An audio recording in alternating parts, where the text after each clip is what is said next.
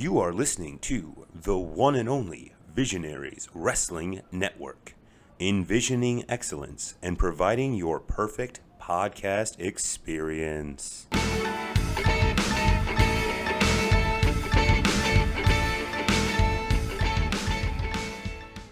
Ladies and gentlemen, boys and girls, welcome to View from the Top Rope, where we discuss anything and everything about anything and everything. Pop culture, pro wrestling, podcasting, the invasion of Area 51, our wacky lives, and anything else that happens to pop up in your wild and wacky questions. I am Chad, coming to you from Zeus's Treehouse, and before I can introduce my co-host, he has to play the now world famous and renowned game show, What's the Password?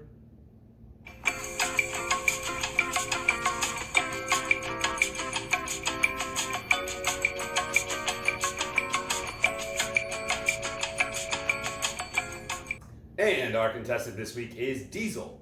Diesel, do you know the password? Password this week is I'm hungry. Interesting. Wow, judges, dickheads, at least let me get my lines in before you sell off the buzzer. Well, fine. I'll introduce him. I'm not only hungry, I'm hangry. It's Diesel. How you doing, buddy? I'm hangry. All right. Well, that'll lead us right into our first segment, which is, how's your week been, buddy? My week has been very, very interesting. I went and I saw, first started out on the weekend, we went to AAW in Milwaukee at Turner Hall Ballroom. Such a great time. Like, honestly, I had such a great time at that wrestling show. And shout out to Brad, who I met, who apparently listens to the podcast. So, hey, buddy. Shout out to our good buddy Tom in the Hawaiian shirt who sat behind us. Got to meet his wonderful wife. We did. Had a good time. Bought me a water. Thank you for that. I was thirsty. He bought me a beer, too. I was double fisting him at one point. Yeah. And I ended up really drunk. I don't really know how. Don't know. And at the end of the show, we talked to Johnny Milwaukee. Oh, so dumb. It was awesome. Chad was all furious about it during the match. It was. And we were standing by merch, and he just walked up right next to me. I'm like, hey, I gotta tell you, I love that you changed your name to Johnny Milwaukee for tonight, because my friend over here is furious about it, and I think it's hilarious. And then we got into like 15-minute conversation with him. Nice guy. He was a really super nice guy. And it's John Morrison, if you don't get whatever. I gave him shit straight to his face about how much I hate the fact that he changes his name every time, and he literally just said, too far in it now, man. Can't go back. Kept on calling Taya Valkyrie Tessa. I apologize for that very much. Once again, I was very drunk, and I don't know why. And I also was a lightning rod, and everyone kept yelling at me during the show because I was very loud, and I don't know. I was all sorts of yimbly bimbly. So then on Sunday, I went and I saw Stuber. How was that? I liked that movie a lot. It was funny. I like Batista. If you like the Guardians movies and you're a fan of Drax, you're going to love this movie because he's Drax. I kind of like how this How Our Week's Been segment has also become at least a movie review at some point. It seems we watch at least one movie a week lately. It's a good movie.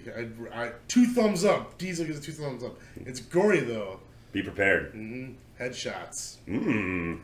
And then on Monday, I went to a radio station in Madison, Triple M 105.5, and I went to a lounge, interview concert thing, acoustic concert, and I went and saw this guy named Devin Gillifan, and he was really, really good. He's influenced by Stevie Wonder. It has a Jimi Hendrix, B.B. King feel. It's more old school. I like it. He has a really, really good voice. Check him out if you haven't heard him. I have not checked him out at all, even though Diesel told me to. But you should. Check him out.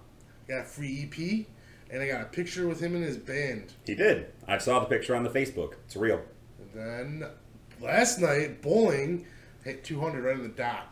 He was very happy. I did, because I had to strike out on the 10th frame to get it. You had to strike out from the 9th frame on. You got to get 4 straight strikes to get that 200. It's pretty impressive. And I beat Chad. That happens once in a blue moon. It was not a good night of bowling for Chad at all. I was off, as you would say, really, really off. Just could not find it.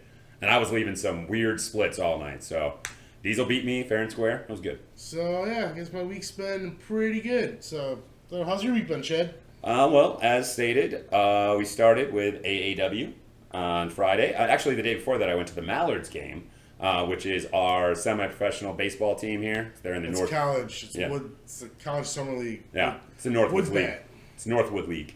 But it's fun. It was all you can drink. I will say, I don't know your name, lady, and I wouldn't call you out publicly to shame you anyways.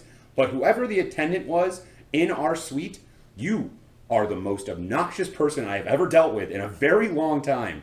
Just do your job and don't keep butting into my conversations, all right? If I want to make fun of the fact that there is no sign to the left field suites, that is my right. Shut up. Okay, but that was my little soapbox there for a second. After that, as we said, Friday, went to AAW, had an absolute blast. We did go to the Milwaukee Brat House beforehand. You didn't bring that up. No, I did not. Leave a little something for you to bring up. Yeah, it was delicious, and you saw the picture. And one of my favorite things about the Milwaukee Brat House is that I forget every time is they serve their beers. You order one beer, and you get them in 2 tiny little mugs, and they're just like little frosted mugs. I just love it a lot for some reason. I'm a weird guy. I don't really have any other definition besides that. And then the AAW event itself was amazing. As I said, I haven't gotten into it with that many wrestlers in a long, long time. And Taya was really not having it that I was cheering for Jessica Havoc. She was not happy about that fact at all. Oh. It was really, and she just kept yelling at me. Even when I shut up, I'd stop yelling, and then she'd just look at me and yell at me again. Why aren't you going to cheer for your little girlfriend? Yeah, exactly. I was like, fine, I will then, jerk. Now, Taya, you're the best. I'm so sorry that I called you Tessa. And I know you're probably not listening to this podcast anyways, but just by some happenstance, if you do, my heartfelt apologies. I was very drunk, and I don't know why. I was just drinking beer. I guess I had a lot of them. I don't know. And I got this sweet shirt as well. Got to shake Pentagon and Phoenix's hand again, which was cool. Can't save that for t-shirt time. I guess I could have. So let's just roll right into our second segment, which is T-shirt time. So what you rocking this week, Diesel? Got my SCU shirt. Not the SC you're thinking about. You just stole my line. Uh-huh. That bastard. Stone Cold University. In honor of the Raw reunion, which I'm not going to watch, I decided to wear one of my Stone Cold shirts. I haven't worn this one in a while. He hasn't. And when he first walked into the apartment today, I was about to say, hey, it's a really cool SCU shirt. I've never seen you rock that one. And then my brain slowly flipped back and I was like, oh yeah, that's a Stone Cold University shirt. On the back it says Class of 316. Class of 316. It's a pretty good shirt. I like it. It's old school. All right. Now onto my t-shirt that I already started explaining. I bought this at the AAW show. As I said, I was quite drunk at this time. And I forgot which t-shirt I bought. I really only bought the t-shirt because I wanted to go and shake Phoenix and Pentagon's hand and talk to them for a minute, which was a lot of fun. That's really all I wanted. And I bought this shirt. And it's a pretty cool one. It's just Pentagon's face on the back. It's got the Cierro Miedo, which is great. But yeah, well worth the purchase. If you see him in a show anytime soon, you should pick one up. Because they're going to be exclusive to AEW pretty quick. Very, very soon. That TV deal is going to kick in before everyone realizes it. So I'm really glad we got to see them at AAW. And then they wrestled that Fight for the Fallen the very next night. And we forgot to ask them if their plane tickets were paid for. Because we got into a huge argument on our way to AAW about that. What do you guys think? I think the Cons paid for their plane ticket from Chicago down to Florida. I think they were responsible for getting there themselves. They took the booking in Milwaukee. I think the Cons, with their money, paid for the Pentagon and Phoenix to get down to Fight for the Fallen. I do not. Well, you can tell us what you think, High Flyers. But that will wrap up T-shirt time. Let us move on to our next segment. Our next segment is where we get all the happenings and goings-ons for all of your favorite podcasts about everything from professional wrestling to podcasting itself to F1 racing to UFC and everything in between. It's time for Visionaries Wrestling Network News.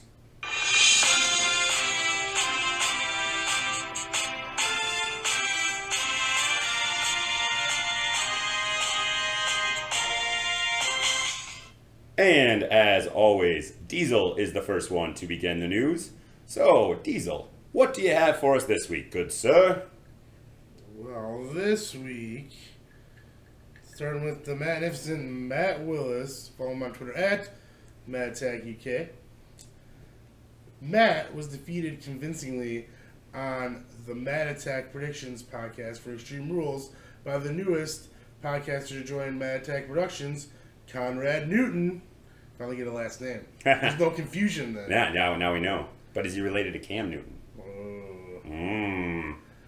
Conrad will be looking to go for back-to-back wins on the Mad Attack when he returns alongside Why We Watch's Mags and 5 Nerd Goes Paul Tully for the SummerSlam predictions panel to keep Matt on his losing streak. We can only hope. Chris Talks Games returns this coming Saturday with part 4 of his Let's Talk Sonic series, whilst also rounding up the important news of the past fortnight. Sorry, folks. Finally, something exclusively being broken here on VWN News. What? Breaking news. Chad, What? please listen closely. Oh, jeez. The gaming podcast recently reviewed Mortal Kombat 11, and Matt and Alex had to draft Matt's nephew Ben in to give a detailed review, as he has the most knowledge on the subject and is the better gamer at the game in question. Chad was apparently unhappy about this, as he claims to be awesome at Mortal Kombat, so Matt has come up with an idea. Oh, jeez. Chad versus Ben in a best of 5 bouts on Mortal Kombat 11. Do you accept the challenge? Of course I accept the challenge. What is this? Breaking news. Chad's gonna lose to Matt's nephew Ben at Mortal Kombat 11. It's highly possible. If it was Tekken, I would destroy him. Tekken is my game. Mortal Kombat's like probably 3rd down the list. But I'll still win. Am I allowed to use this? I'll figure out the rules. I'll even use a different character every time. I won't even just spam you with Reptile. Of course you accept, Chad. It's what we knew you would. Dude, don't forget to tune into the gaming podcast with Matt and Alex a week from Saturday to hear the British boys talking gaming. And talking trash. And as I'm looking at my DMs, last night I got another DM from Conan. Hey, good old Conan. I asked him if he wanted to do an interview on our podcast. So we'll see what happens. Okay, motivated and confident Megs. You can follow him at Kirkby on Twitter. 5 rounds. UFC returns to the Lone Star State for UFC on ESPN 4. Fights include Vic vs. Hooker. It's just funny. Olenek God, we're children. versus Harris. And Dos Anjos versus Edwards. I think I said all those right. Yeah, they're pretty close, I feel. While we watch, Meg speaks with the ball of energy that is Oriana, sorry, there's an A at the end, I don't know, AOL, but from her show, Ori on Progress. Through her upbeat wrestling viewpoints to her love of all things Anthony Suter, this was a captivating chat with one of wrestling Twitter's shining lights. Awesome. And lastly, Band from Ringside, debuting this Friday on the Visionaries Wrestling Network. This week, the boys recap Fight for the Fallen and G1 and Extreme Rules pay-per-views. In addition, they touch on Orton vs. Kofi, the return of Bray, and so much more. Give them a listen and be sure to share and subscribe to them and everybody on the Visionaries Wrestling Network. You know, the more and more I think about this, I really think you should just read all the news. I shouldn't have to do any parts of the news. Nope. You're way better at it than me. Next time we get somebody, you gotta add them to your list. Nuh-uh. We got Team Confident right here. We got Team, I don't know what you're calling your team, but... Team Awesome. You're fine, you can be Team Awesome, but you gotta draft someone Team Awesome. I don't know. Team Awesome, I'm pretty happy with where I'm at. Pretty happy where I'm at with Team Awesome already. Team Confident. All right, time for my portion of the news that I will soon be handing off to Diesel because I will no longer be doing the news soon. I will wreck this place like I've never seen anything wrecked before. All right, for the MGB Wrestling Podcast, as they were actually at a WWE event, that is such a jerk move. Pick Macho Man back up. Okay. All right, let's start that over. MGB Wrestling Podcast news. As they were actually at a WWE event, the MGB crew and special guest Zachary Shiloh will review Extreme Rules, Raw, and SmackDown. Zachary also plays Are You Smarter Than a 5-Year-Old with Jackson. Mason also appeared on Ethan Page's latest video log, so go check that out on YouTube. And I guess Zachary Shiloh, man, you're all over the Visionaries Wrestling Network this week. He was on Why You Watch this week, and now he's going to be on MGB. Man, just doing great things, Zachary. Good job, man. All right, let's move on though to the Good Cop Bad Cop Wrestling Podcast. Good Cop Graham and Bad Cop Matt will review the best and the worst of the world of wrestling, along with 6 Degrees of Kevin Steen, Open Agenda, and The Devil's Advocate this Friday only on the Visionaries Wrestling Network. No news for Caden Uncaged or the Powerbomb Girls. Check out their back catalog only on the Visionaries Wrestling Network, and hopefully we'll have some new stuff from them very soon. But it's time for View from the Top Rope news. Diesel, what you got? July 28th at the world-famous La Pica Lounge number 3 in Milwaukee, Wisconsin. We will be going to ICW Milwaukee. R-rated Freedom, the American way. Hey, he finally got it right. I'm proud of him. Yes, I can't wait. It's a double main event. Chase McCoy's back on the card. I'm excited. I'm very excited as well. Did you also see, this is a little farther in the future, but they just announced it today for ICW Milwaukee, that on Thursday, September 5th, they're going to have a fight club where they're going to have no ring matches. There's going to be no ring. Interesting. Yeah, that's what I said. Interesting. I didn't look up all the details yet. Don't worry, folks. As I look them up, you will definitely get those details here on View from the Top Rope. I just happened to see Dis post something about it today, so I was like, ooh, piece of candy. Piece of candy. What else we got?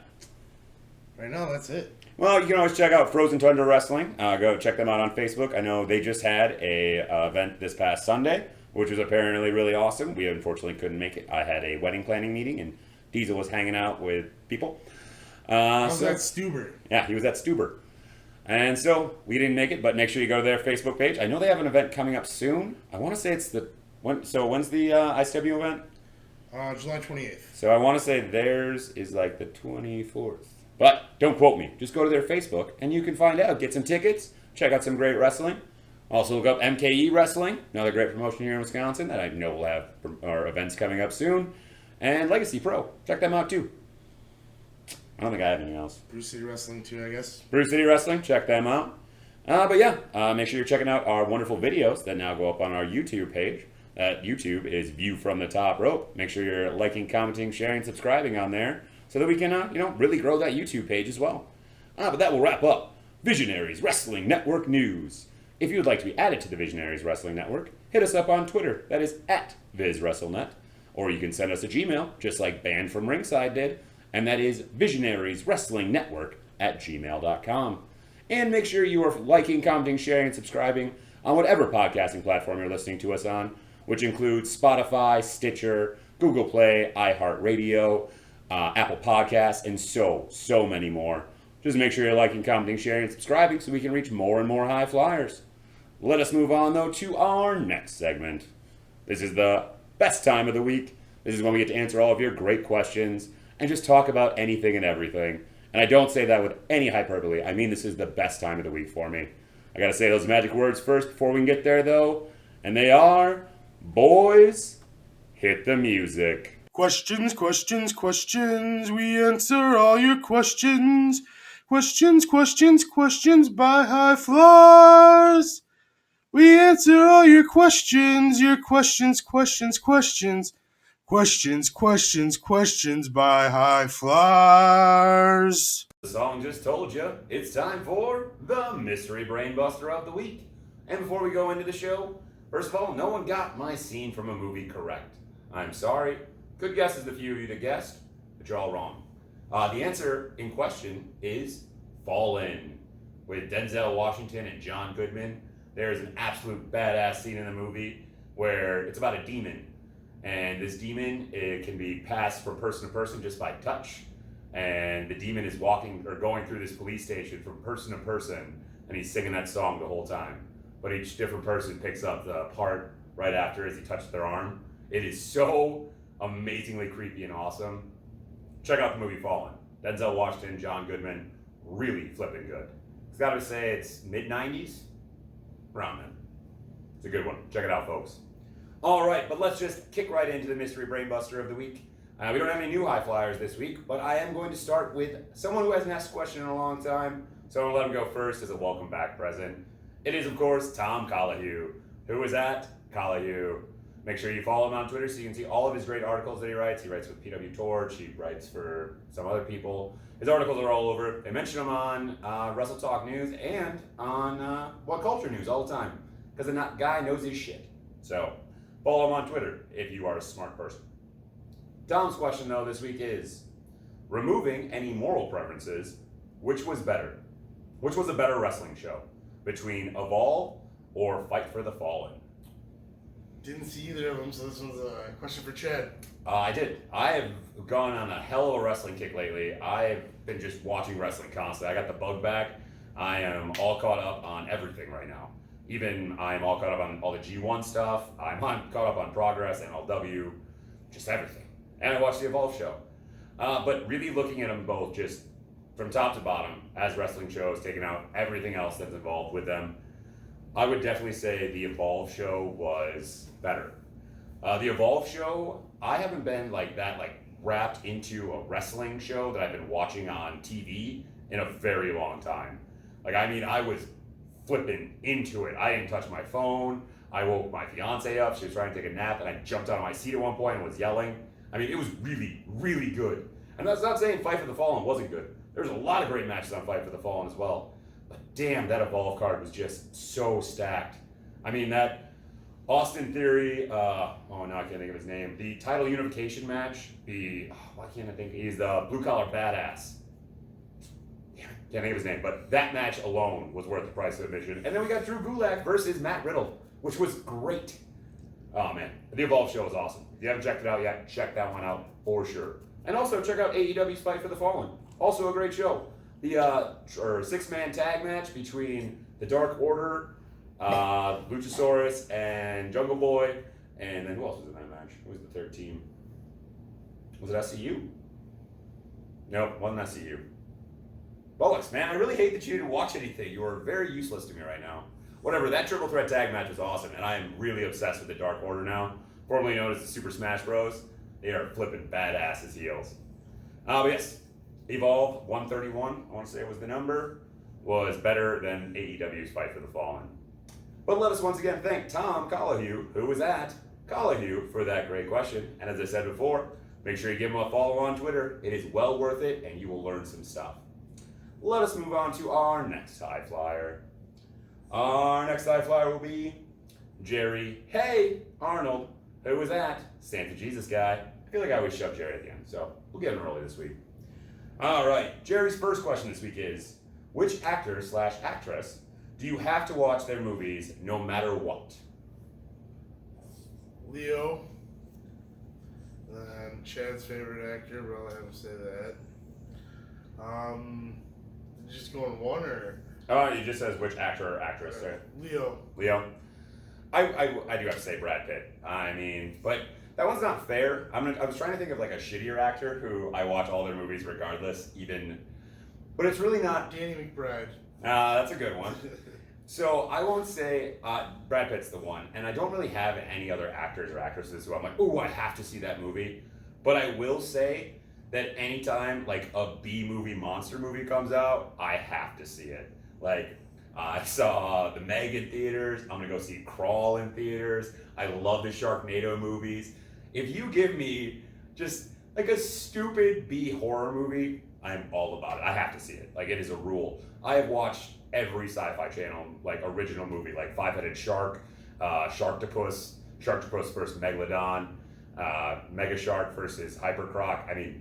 Yeah, these are all real movies too. I'm not just spouting off crap. I've watched them all. Zombie movies. Oh, there's another one. I'm just a sucker for bad movies. That's what it is. I just like B movies a lot. All right, let's move on though to our second question from Jerry, which is, I saw Midsummer. Ooh, I really want to see that. I loved his first movie, Hereditary. That's the director's first movie. I can't think of his name right now. On July 5th. And for a few days, I couldn't explain what I saw on screen. Are there any movies that you've had a similar experience with?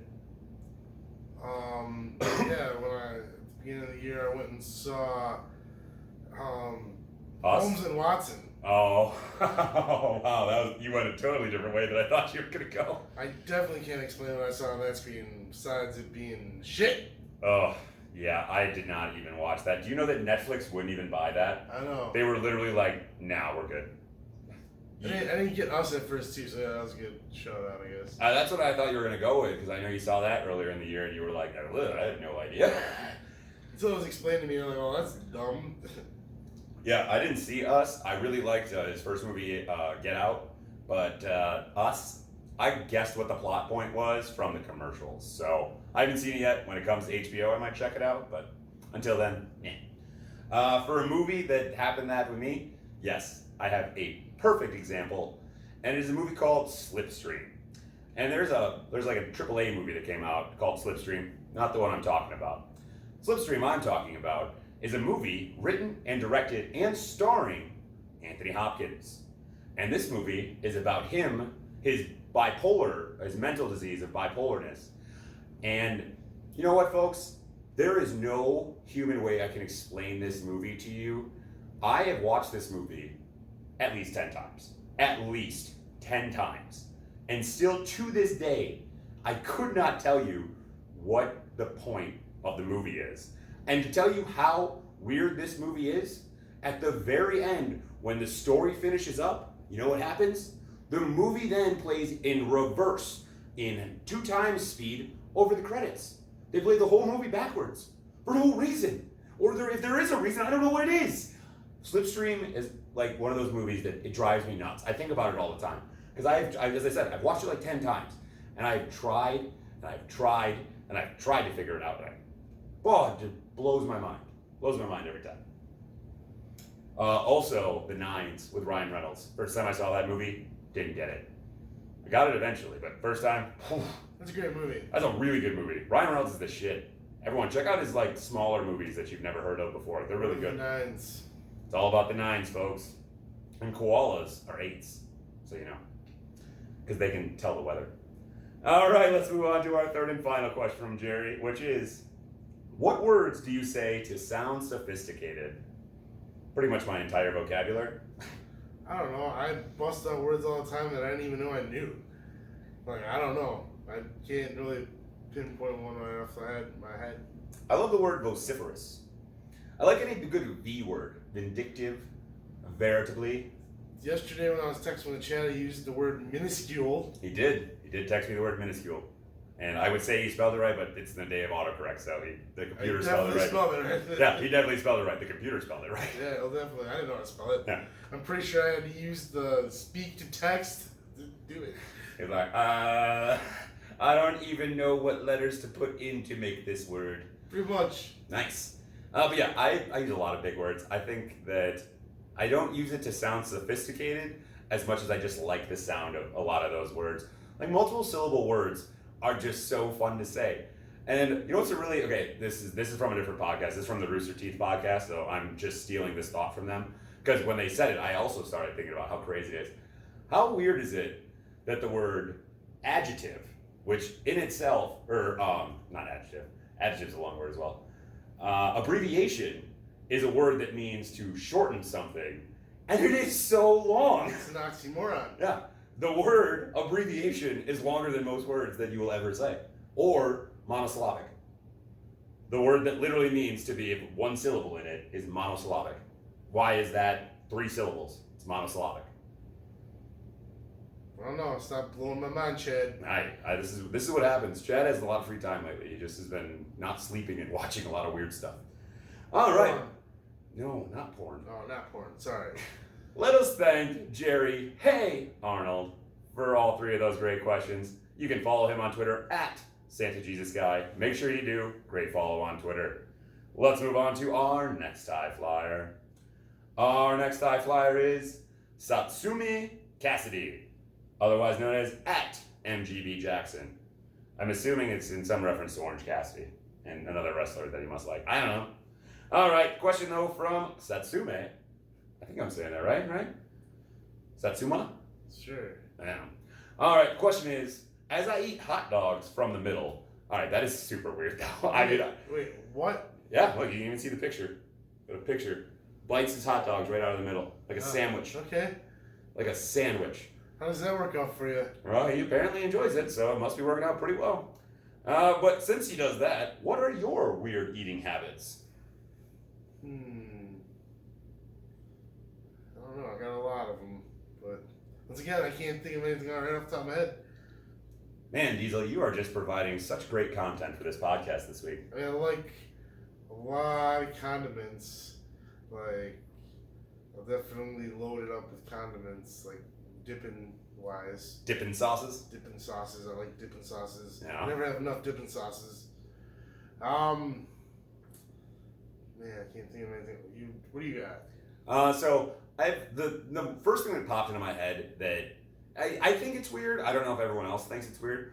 But if I go out to eat someplace, like at like a Subway or a fast food place or anything like that, where your food's separated, like where each thing is in its own little container, I have to eat my sides first. Yeah. Like I have to, like if I have French fries, they have to be gone before I even touch that sandwich. Exactly. If I have or if I go to like Taco Bell. Like if I go to Taco Bell, to me the sides are the easy like the normal tacos I get, and I work my way up into the more delicious things. I work the same exact way. I work my way from like things that are they're kind of good, but then at the end I'm like but then I'm gonna have that chicken fajita at the end, and that's gonna be flipping bomb. See, that's how I eat. That's my thing. Save the best for last. Yeah, that's what I always do. So I've always done it that way. I have to. I have to finish my French fries before I ever start like my hamburger or anything. I've done that since I was a little kid. Yeah, my family always yelled at me for it. If I had like chips and sandwich when I was a kid, I had to eat all the chips before I had my sandwich. Yeah. Like. No, today, and we went to Jersey Mike's for subs again today, and I didn't eat my chips first because I forgot I had them. Otherwise, I would have had to have had my chips. So you didn't eat them at all? I didn't eat them at all. I didn't even open them. I was like, well, I didn't have them before the sub, and I've already started the sub, so guess I'm not having these chips right now. I brought them home. Yeah. So that's my weird thing. I don't know if it's weird though. Like, I mean, if you do it.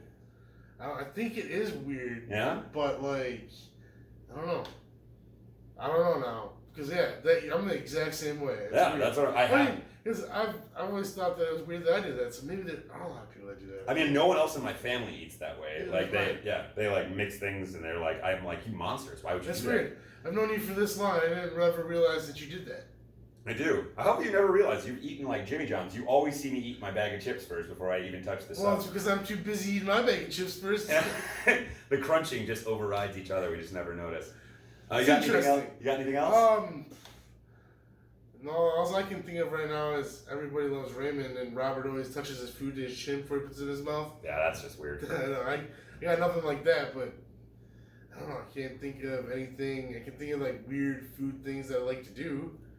Like I like peanut butter sandwiches, but put Fritos on there, get the salty and the sweet. It's good. I think it's weird you put chips on your sandwich to begin with. Like you do it on a whole bunch of them. Crunch. That's just weird. I don't do that. That's JR that does it on a whole bunch of them. Yeah, I guess you don't do it on too many. I like the crunch. When I was a kid, my mom wouldn't buy me chunky peanut butter, and I was like 3 years old, and we had Fritos, so I put Fritos on there. He made his own crunch. Exactly, and so that's how I learned that I liked it. So I still like it to this day. Taught my brother to like it too. Huh? That's how it goes. I'm trying to think if there's anything else. So it's not eating, but if I ever take a shot of any liquor, I have to tap the glass before I take the shot. Like every single time. Like I'll clink with someone and then I have to tap the table or whatever I'm sitting at, or else I can't take the shot. And I need something there. It's like a weird ingrained thing in my brain now. I like to eat my hot dog from one end. Nah. I think that's pretty weird. I also only eat my hot dog from one end. Wow. Weird. All right, let's move on to our second question from Sasume Cassidy. And it is, if you could interview Officer Magnum like Uncharted Territory did last week, what question would you ask? P.S. Officer Magnum's a dog. He's a little corgi. Okay. He's adorable. He's so adorable. I would ask him if he would like to set up a play date with Zeus. That's a good question. That's a good one right there. I have thought of what the greatest interview question would be for Officer Magnum. That would create the greatest thing, and it would go viral on the internet as well. And the simple question is, who's a good boy? Like, that's all I would do. I like the whole video, all I wanted to do. I don't know how that lady held herself back. He was so cute. Who's a good boy? And he was, oh man, I love dogs. I love dogs. I love them so much. I love dags. You like dags? I like dags. I like dags. I like dags. You know, dags. That's a reference to the movie Snatch. If you haven't seen that one, check that out as well, folks. Brad Pitt's in that one. He's a friggin' gypsy boxer. I can't understand a word he says in that movie. If you've watched it as many times as I have, you can. It takes, about 20 to 30 viewings of it, but then you figure out the gypsy language, if you will. Why did I go Irish there for a second? I was wondering the same thing. I don't have a good answer for you. The first time in like 15 years, make me want to have Lucky Charms. Always after me, Lucky Charms. All right, let us thank Satsuma Cassidy, who was at MGB Jackson 5. Make sure you check him out. He's on the Good Cop, Bad Cop Wrestling Podcast and the MGB Wrestling Podcast. Here and there, he's a great little 5-year-old, and he plays the game show, Are You Smarter Than a 5-Year-Old? And you better hope you are. Make sure you give him a follow, though, on Twitter. Let's move on to our next high flyer. Our next high flyer will be... Let's go with the Why We Watch Pod. Who is at Why We Watch Pod? Make sure you check out their wonderful podcast each and every Wednesday, only on the Visionaries Wrestling Network. Their question is, and I went to this one because I'm going to find out if Diesel actually knows what this is, because I knew what it was. But let's see. Diesel, what's your favorite tipple? Tipple. Tipple. Mm-hmm. No idea what that is. All right, we'll take a guess. Tell me what you think your favorite tipple is. Tipple? Uh-huh. What do you think it means?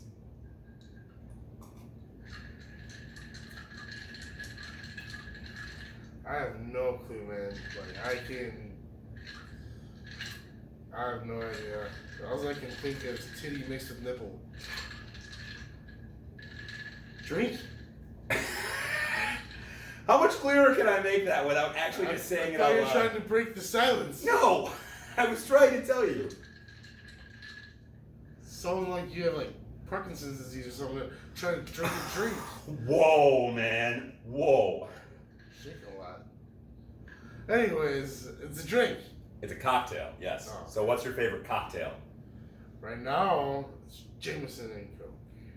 There you go. Mine is just regular whiskey and 7. I don't need any specific whiskey. You can give me that real stuff. I don't even care. Whiskey's whiskey, unless I'm taking shots of it. And then I do want JMO or Tully or something a little higher end. I also, if I come into any money soon, I'm old enough where I think I'm really going to get into scotch. Just start drinking scotch. Just straight up. Because I do love me some Johnny Walker. Some good stuff. And a Johnny Walker bottle, or Johnny Walker Blue, someone wants to send me one of those bottles, I'll be indebted to you forever. Because they're delicious. And expensive. All right, though. So yes, tipple is another word for cocktail. Titty and nipple. Titty and nipple. All right, let us thank, though, the Why We Watch Pod. Who was at Why We Watch Pod? Man, we are really stretching this PG-13 rating more and more each and every week. We are pushing it as far as we can towards that line. That's me what I thought. I did. That's what I thought. Yeah, I guess I did. I dug my own grave on that one. All right, let us move on to our next high flyer. Our next high flyer will be Good Guy Dave. Who was that? Dave Pazewski. And Dave has 2 questions this week. First one is, was it a mistake for Fight for the Fallen to be held in Florida in July? And how could AEW had planned this event out better? I don't think it was a mistake. I mean, WWE travels all around the country all year round, and they're going to be in Florida this next week. It's hot everywhere. Yeah, I mean, we're here, it's 100 degrees. I was going to say, right now, as we speak, Wisconsin is hotter than Florida. Mm-hmm. So, it's summer, and I really do believe this, that climate change is actually really happening now. We're in the beginning stages of it really happening. We're getting hurricanes and tropical storms and all kinds of crazy shit that isn't supposed to happen as much as it's happening, and it's happening now. I mean, so I think we're in the beginning stages of it, so, there's not really anything you can do about it. You're going to have to go to a hot state. Unless you want to run all your shows in, Alaska during the summer. Because even the Pacific, Northwest is hot right now. Everywhere's hot. It's hot. Make it hot, hot, hot. So, I don't think there's anything wrong with the planning of it being in Florida. It just sucks. It's hot everywhere. So, there's nothing they can really do about it. And Florida is their home base. So, and I thought the venue was super cool. I know, did you see any pictures from it or anything? Yeah, I watched some reviews, so I saw like some stills. Yeah, and the actual like setup was totally different than a normal like wrestling setup. So I really actually liked that. So I don't think they did anything wrong. I think that the wrestlers surely were gassed, and that crowd probably smelled horribly by the end of the show. But what are you gonna do? I don't know. Not what you can do. Yeah, exactly. Let's move on to our second question from Good Guy Dave, which is, what is your favorite kaiju? Kaiju. Do you know what that is? Nope. You should. Ask me because I'm gonna come up with another weird answer. You should know what this one is. You've watched these movies. A new one just came out recently of this type of movie. This refers to, I guess I'm just gonna say, it's like monsters, like Godzilla, King Kong, Mothra, any of those, any giant like monster like that. Nessie. Ah, damn it! You took my answer. Sorry, and I'll go with. No, you can have Nessie. No, I'll go with Bigfoot, but only the Bigfoot from Strange Wilderness. But Bigfoot isn't actually a kaiju because he's not big Okay. enough. Then- You have to be like skyscraper size. Fine. Like King Kong is like the smallest of all the kaijus, and they're also Japanese creations. So Godzilla is probably your best answer. Fine, then I'll go Godzilla. All right, he went with Godzilla. I am going to go with Mecha Godzilla. I could have taken Nessie then. Yeah, you could have, but I just like to mess with you. But yeah, also, I mean, the Pacific Rim movies. Did you watch those at all? Nope. Man, you gotta watch the Pacific Rim movies. They're both awesome. And Charlie Day's in them. I can't believe you haven't seen those. I mean, Charlie Hunnam. Charlie Hunnam, Charlie Day, whatever, same They're person. definitely not the same person. 100%. He One's was. English, one's from Rhode Island. His name in the show is Charlie Day. That's his last name, isn't it? His name is Charlie Kelly on the show. Oh, yep, that's right. That's right. Well, piss off. Charlie Day is from Rhode Island. Charlie Kelly's from Philadelphia. Piss off. Facts, folks. Piss off. Piss off you. All right, let us thank Good Guy Dave, who was at Dave Pozevsky, for those great questions. Let us move on, though, to our next high flyer. Our next high flyer is Chico Six Toes, who was at Chico Six Toes. And Chico's got a few questions this week, and he actually asked one too many questions, so I'm going to choose which one I eliminate. We're going to start with the first question you actually asked, and it is, why are you ducking me as the official t-shirt correspondent? I thought we offered him the job. When did this happen? I don't know. When did we duck you? I don't know. That's what I'm saying. Did you duck us? I don't know. Is that what happened? I still don't know you're a real person. Yeah, I'm not sure either. Mm. And do you only have 6 toes or do you have 11 toes? That's the real question. Yeah, you never answered that question. That's why we're ducking you, because you haven't answered our question about your toes. Yeah. Yeah, but we're not actually ducking you. If you want the job as official t-shirt correspondent, you can have it. It doesn't pay anything, but I mean, you can have it. My t-shirts are still better. Boom! He's also been talking trash to me about my t-shirts. I don't know why. I don't know why, Chico. Don't you want to be friends? All right, let's move on to our second question from Chico, though. Our second question is, we'll go with, why didn't you buy me a glass of Chardonnay at AAW? Why didn't you buy me a water like our friend Tom in the Hawaiian shirt? Why didn't you ask for one? I probably would have. You'd have walked up to me when I was at the bar. I was at the bar a lot, apparently. And you could have came and said hi. I didn't even know you were there. Well, we did know. I told you he was there because he said we should have tagged him in that picture I posted, but I don't know where you were. Unless you're Brad. If you're Brad, then you did say hi, and you should have just asked for your glass of Chardonnay then. But I don't know. I never met a Brad. I didn't.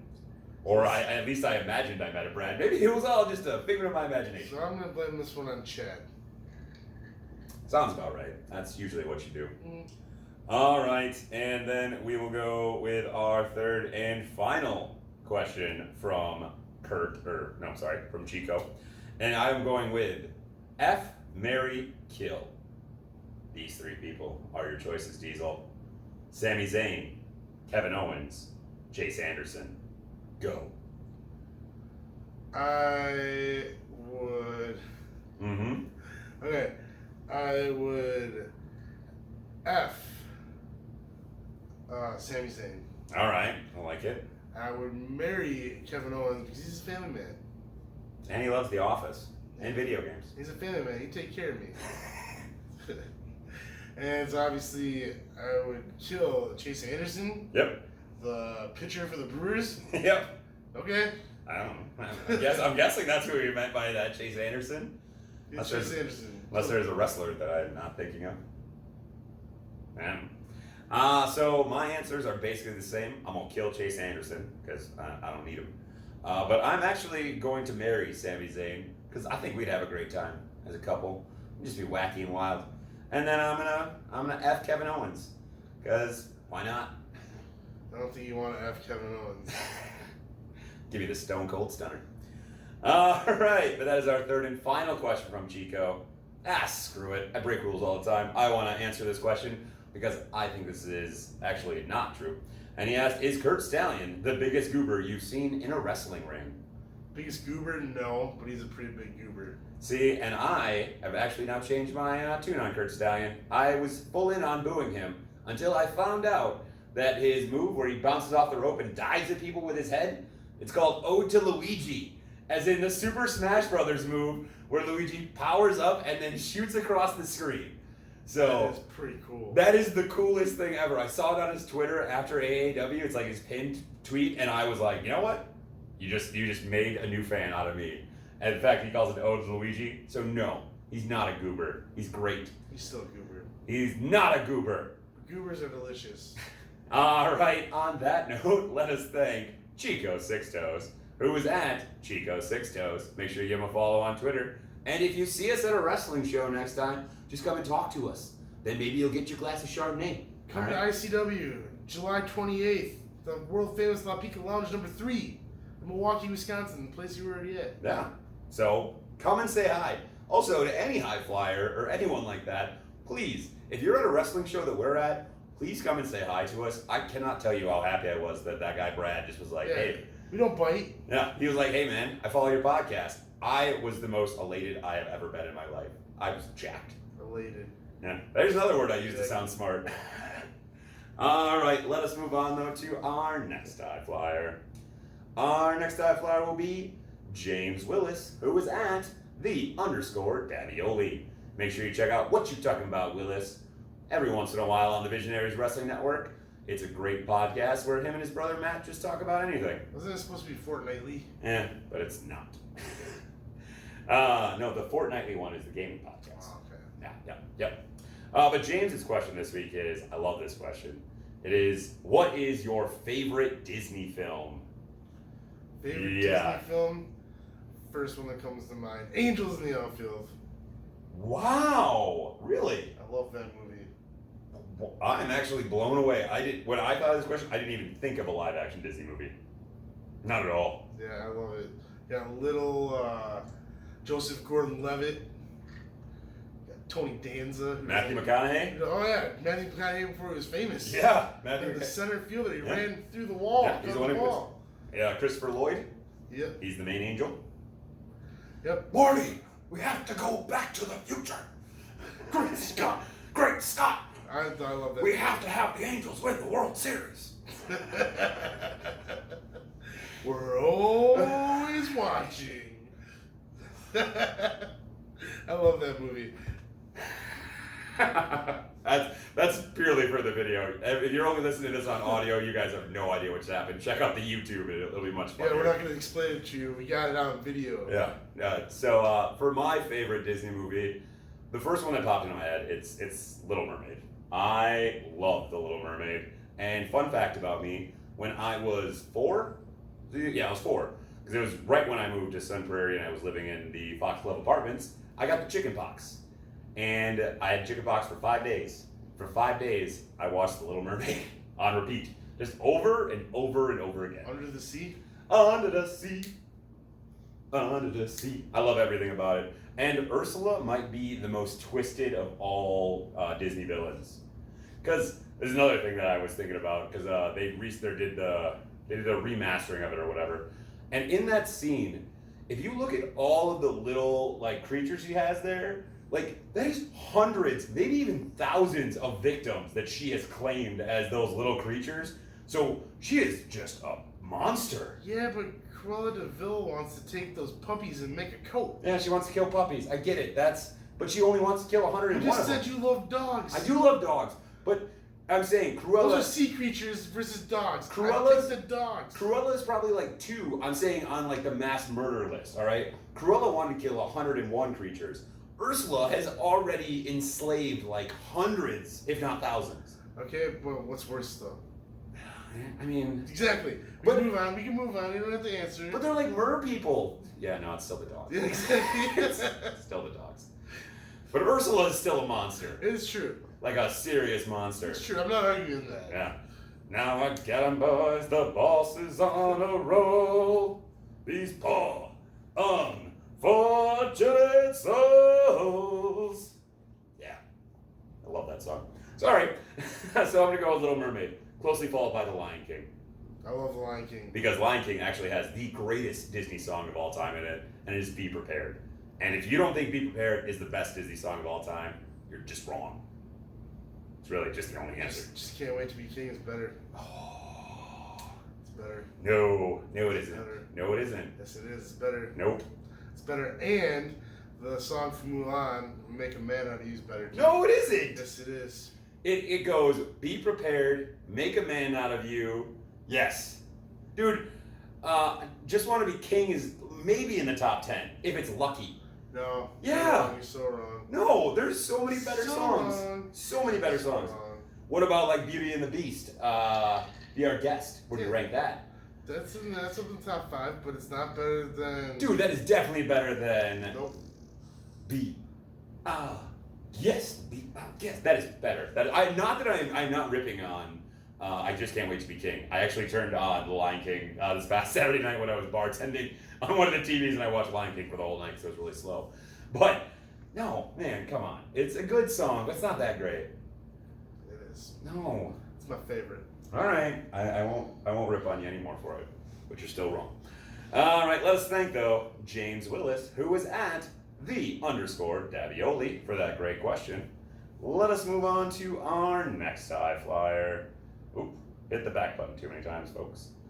All right, our next high flyer will be, let's go with Darth Vapor, who is at Metal_2006.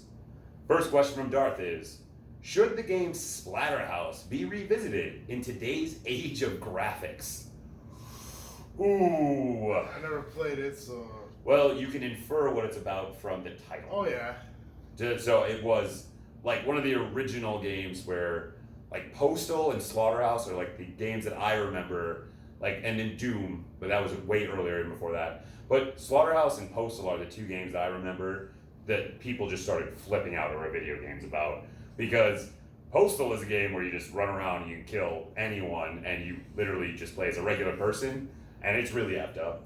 And then in Slaughterhouse, it's just blood and gore. Do I think they need to revisit it? No, because honestly, nowadays, that's what half of video games are anyways. Like, I mean, the new Doom game is basically what Slaughterhouse would be if they revisited it at this point, in my opinion. Okay. I wouldn't know, sorry. Oh, once again, Diesel is just providing podcast gold this week. As always, platinum, only platinum for me. Let's move on to our second question from Darth, which is, what is the oldest game console you own? So, are you asking, I'll answer it 2 different ways, but you can go first. Our oldest game console that I own is a Super Nintendo.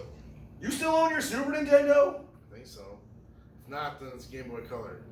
I don't know. I don't know where it is exactly. I know where my controllers and my games are.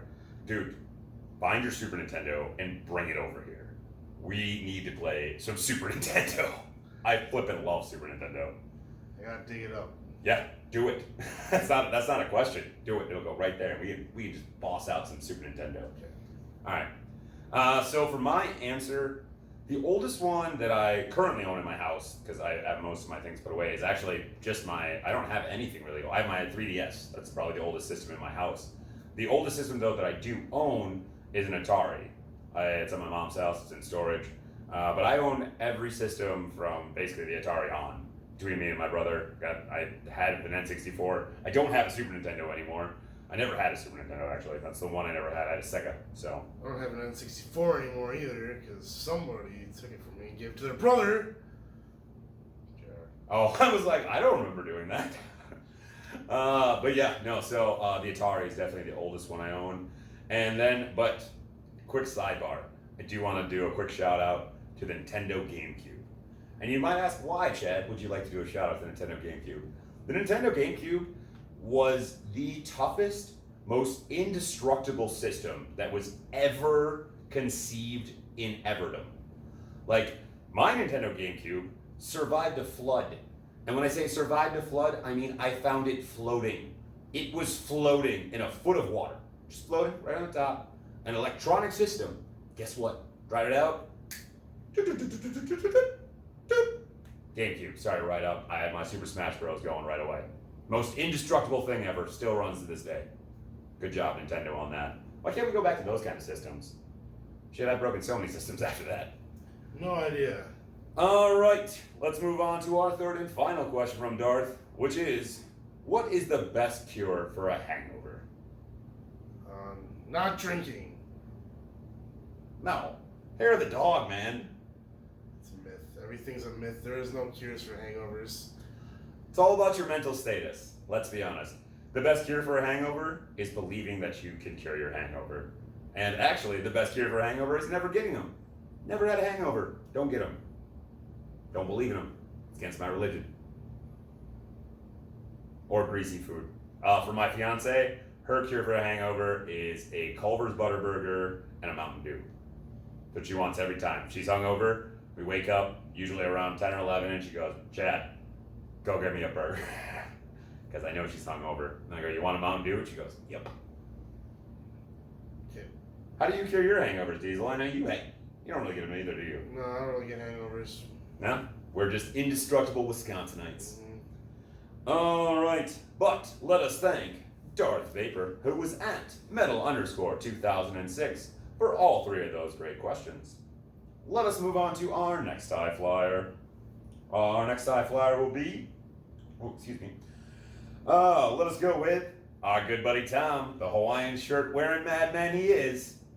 Tom has a few questions this week. Once again, quick shout out. Great seeing you at AEW. Had a blast. Diesel told me that you found it hilarious how drunk I was, so I'm glad I could provide you some entertainment.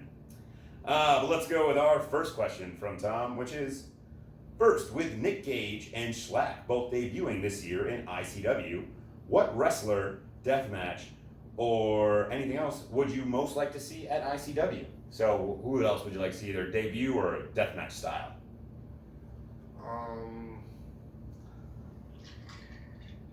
I don't know. I'd like to see Marcus Crane versus Nick Gage. Yeah, that'd be really good. For who I'd really...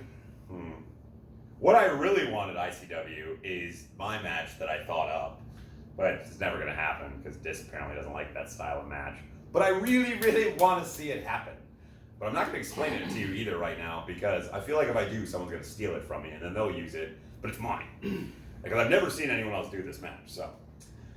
I really want it to happen. I know what it is. He does, because he was there when I thought it up on the spot. But for wrestlers, I'm trying to think. I mean, ICW Milwaukee is just so great for bringing in just the best wrestlers and everything like that. So for who I want to see him bring in, whoever the hell they have on the docket. I'm just excited to see what they got planned. ICW Milwaukee is where it's effing at. If you're not going to the shows or following them, you're screwing up. So get on it, folks. All right, well, let us move on to our second question from Tom, which is, with most music and books now being on the interwebs, what would happen if somehow the interwebs was turned off and all of our history and identity as a society was all of a sudden gone? Which or what 5 books would you save to restart civilization? I didn't know where this... And what 5 albums? I didn't know where this question was going. I worry about the weird laughter making to where you thought it was going. I didn't know where it was going. Yeah. I was like getting scared. Yeah, no, all right, so interwebs have been turned off. You can save 5 books, 5 albums to restart our basic, like, cultural identity. Okay. Mice and Men. I like that book. I heard you. It's a good book. Man, I don't read too many books. Holes. Definitely Holes. Oh my God. I read that book. It's a good one. Well, why don't you just keep going through our elementary school reading list then, if that's what you're gonna go I was with? gonna go with The Tale of Two Cities next. That was high school. I didn't read that in high school. No, I did. Books. Man. Pages with words on them, bound together, chapter form sometimes in a series. I'm a Super Fudge. All right, man. All right, you got one more book. God. I don't know, man. Like I said, I didn't read many books. How about Hatchet? You read that? Yeah, by Kate Paulson. See? That's a good one too. Hatchet. There you go. There are your 5 books. All right, then you can do 5 albums. You'll be better at this than me. 5 albums. Yeah, I wish I'd be better at this than you. Let's go with my. I don't know. These are your choices, Diesel. I don't even need album names. You can just give me 5 artists that you would save an album from, and then maybe if you know the name of the artist or the album, you can go with it. But I'll try and make it as easy as I humanly can for you. Red Hot Chili Peppers. I don't know what album. Just a album. All right. Okay, fine. We don't need it. What's the song that you're thinking of? Because then people can figure out what album that's off of. They really wanted to. What's the song when you say Red Hot Chili Peppers? You were like, yes. Give it away. That's not them, is it? Yeah, that's them. Yeah. That's what the song is called. Is Give It Away. Yep. Give it away. Give it away. Give it away now. Give it away. Give it away. Give it away now. Avenged Sevenfold Nightmare. Nightmare. Now your nightmare comes to life. Mine's gonna be like all rock. That's fine. These are your choices, Diesel. Let's do AC/DC Back in Black. Back in Black. I hit the sand. I'm giving a little musical interlude for every one of your choices. I'm not the one who's so far away. I don't want to hear Godsmack. I'm gonna feel Godsmack these days. I know, but that's the way you were saying is how voodoo I was starts. trying to meditate. Think something. WWE The Music Volume 5. That's got the Rock's Pie song on it. I own that album. I think I still own that album. Definitely, just because of that song. Just because. The Rock says, The Rock. The Rock says, The Rock. That was a weird one. There's a lot of weird songs in that album. And man, I don't know. I can't think of music right now. Yeah, one more. I know. Take Off Your Pants and Jacket, Blink-182. Nice. The best of every Blink-182 song. It's better than Enema of the State, and you can fight me about it. I convinced Diesel finally. It took me many, many years to convince him of this fact. Just had to listen to it. Yeah, many, many times. And he finally was like, you know what, Chad? You're right. All right, so for my answers for this, first for my books, I feel I'm a little more well-read than you. Not that much more, though. But I'm going to pick books that I feel that they're going to help us. If we're going to restart everything, I want people to read these books so we don't make these mistakes, basically. So my first choice is 1984. That is, if you've never read 1984, I don't know why you haven't, get on it. It's basically about how the world is right now, where everything's under surveillance and they can hear us all the time as we're doing a podcast with a video and uploading it to the internet and everything like that. You know, whatever. Number 2 would have to be The Giver, one of my absolute favorite books as a kid. That book really, teaches you, if you ever read The Giver, once again, another classic, teaches you that emotion's important. If you've never read it, definitely check that one out. And I feel that would be a great message to teach to the, younger generations and everything like that as we try to re-evolve. Number 3, I'm gonna go with Animal Farm. And yes, I know it's an overdone book and everything like that, but what it's talking about is some real shit. And Animal Farm scares me. I don't want to reread Animal Farm right now because I don't want to just figure out how close it is to how the actual world's going right now. Number 4, we're gonna go a little bit more fun on this one. I am going to bring, and I'm gonna cheat, it's the Harry Potter series. I'm gonna bring all 7 of them. Because it's going to be like one compendium. Because you can get that, where it's just all big one book. Because that book is a great, it's fantasy. It's something that everyone can enjoy. Doesn't matter your age. There's a little something for everyone. And if you don't like Harry Potter, I'm sorry, but it's a great series. And it's an easier read than like Lord of the Rings, because I also thought about doing Lord of the Rings instead of Harry Potter. But Lord of the Rings and Game of Thrones both are very wordy with a lot of names, and they don't always appeal to everyone. Harry Potter's a little simpler. And then finally, for my last book, so there's a lot of choices I can make here. And in trying to keep with my same theme of making the world better, I'm actually going to completely go against this right here, because I'm going to just put one of my favorite books in here, which I don't know if a lot of people probably ever read. It's called Mr. Be Gone. It's by Clive Barker. Great book. I can't really explain anything to you about it. You should just read it. It is a really great book. It's about a demon, I'll tell you that much. Check it out. All right, album time. Let me see. I don't know shit for names of albums or anything like that, so I'm just gonna go more with the artist and why I want to bring them along. Number one, who I would want to say for an album, Frank Sinatra. I think one of the purest voices of all time, and I could listen to old Blue Eyes songs. I know I'm only 30, but I grew up, my grandma loved Frank Sinatra, and I freaking love Frank Sinatra. Luck Be a Lady Tonight, great song. Number two, I'm going to save Dookie by Green Day, because I don't care. You can hate. Old school Green Day was great. You just be a hater. That's fine. I just don't like it. I know. Number three, I'm gonna take. There's another really influential artist that their music should be saved. Ooh, what was Nirvana's? It Smells Like Teen Spirit on it. What's that CD called? Nevermind. Saving Nirvana's Nevermind. Number four, I will save Elvis, and I'll go back to, I think it's just called Blue Hotel is the name of one of his CDs or albums, I want to say. I don't know the names of his albums. I don't know. I think it's Blue something. It's got a lot of his best songs on it, I want to say. Don't quote me. I don't really know. And number five, let's save something fun. I'm going to save Weird Al Yankovic's Running with Scissors.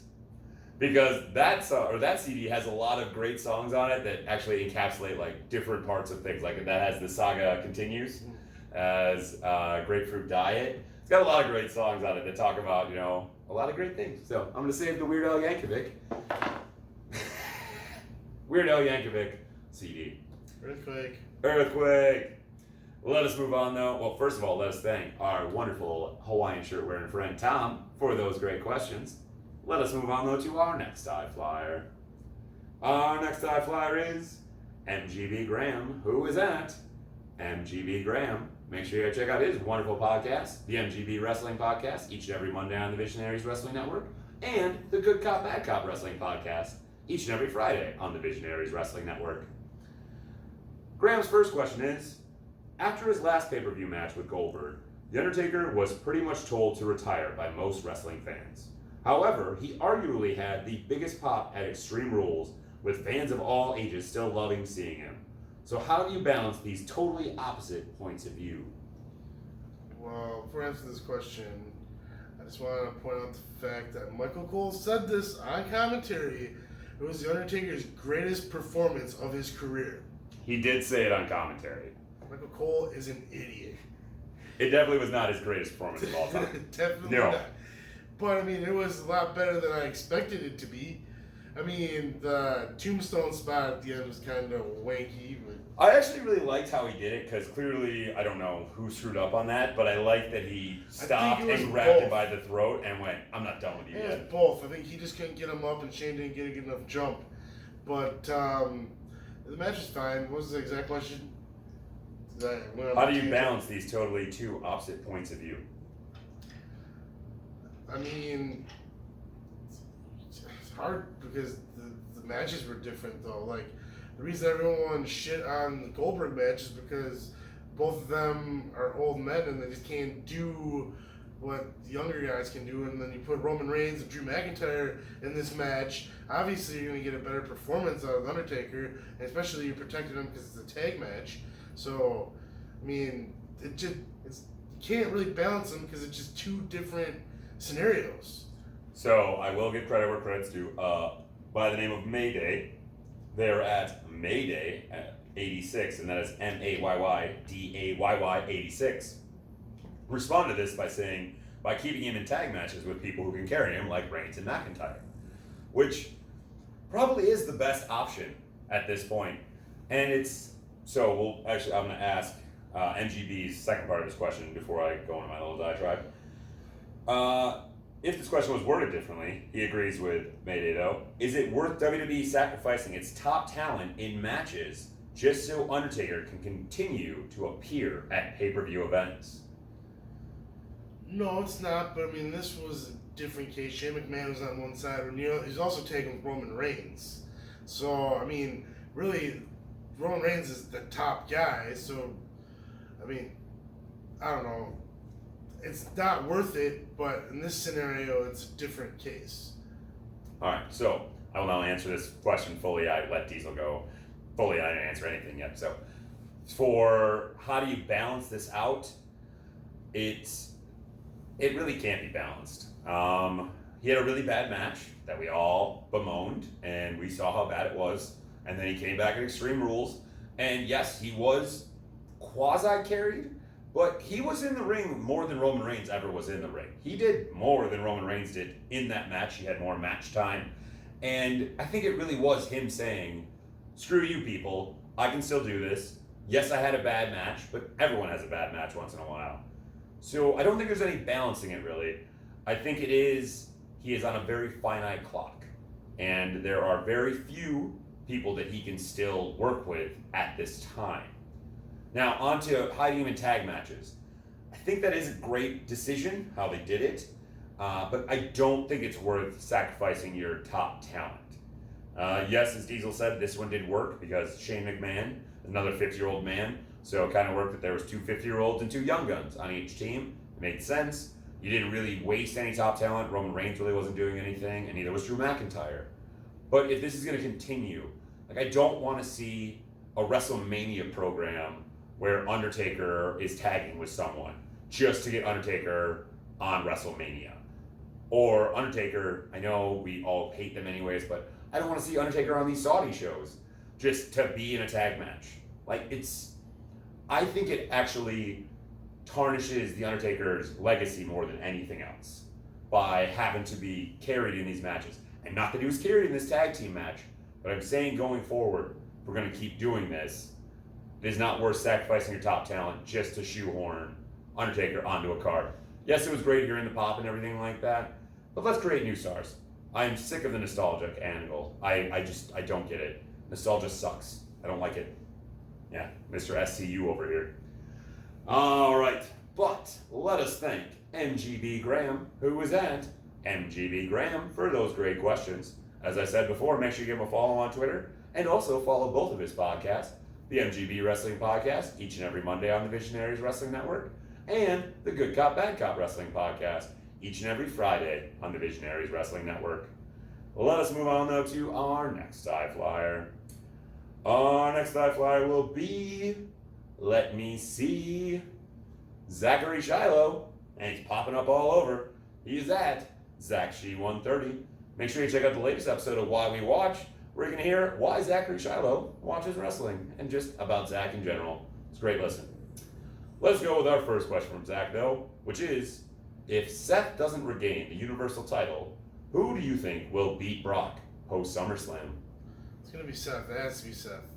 I mean, I get why they took it off from right here, but I think that everything is supposed to be refreshed with Bischoff and Heyman.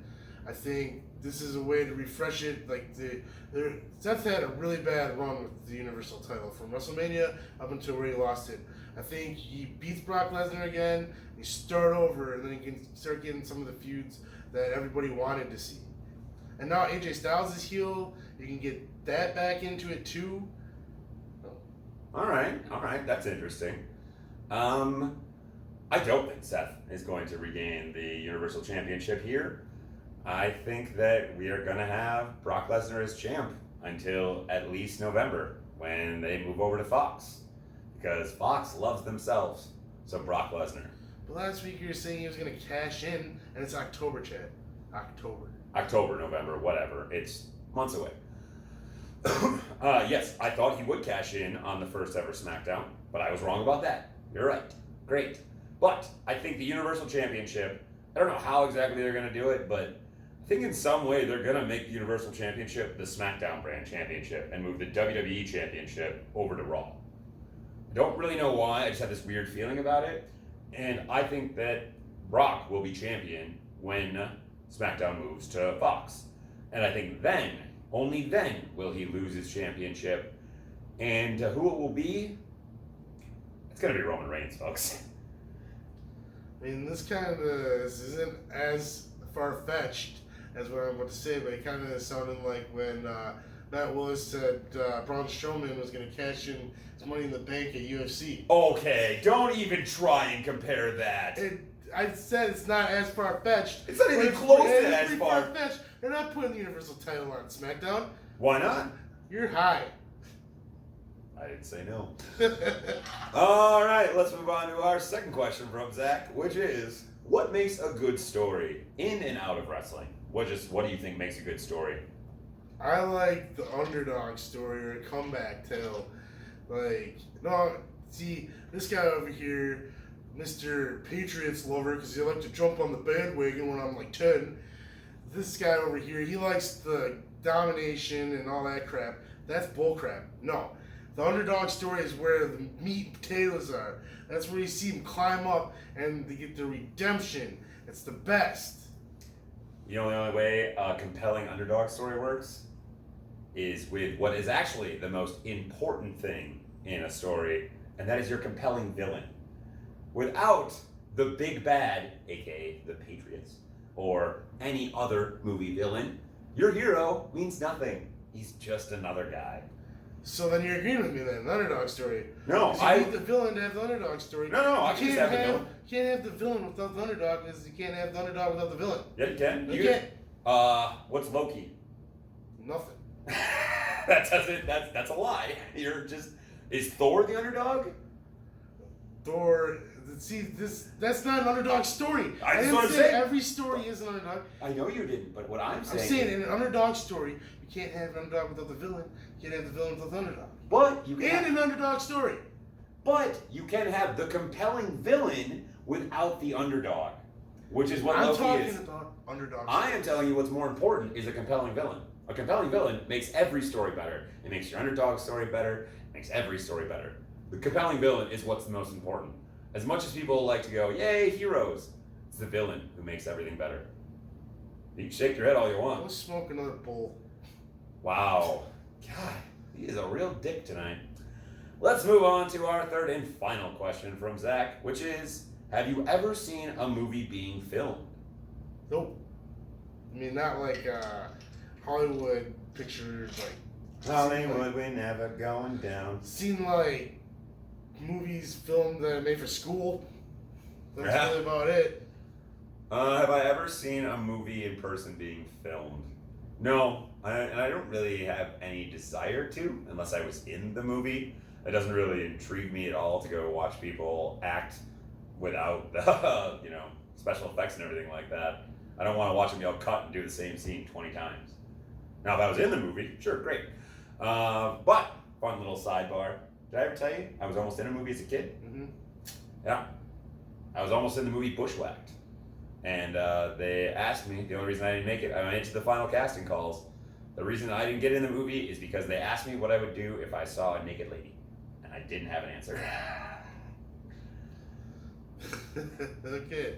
That's true fact. If you've never seen the movie, the naked lady walks out of the stream, and that's what they asked me. They were like, well, what would you do? And the correct answer is whatever I was told to do. But as a 9-year-old, didn't know that answer then. So you might have actually known me before if I wasn't a stupid 9-year-old. All right, sorry, weird sidebar. Let us thank Zachary Shiloh, who was at ZachShe130 for all 3 of those great questions. Make sure you give him a follow. And also check him out on the Why We Watch podcast this week. And next week, he'll be on the MGB Wrestling podcast. So get excited for that, folks. Let us move on to our next high flyer. Our next high flyer is Motivated and Confident Mags, who was at Dej Kirkby.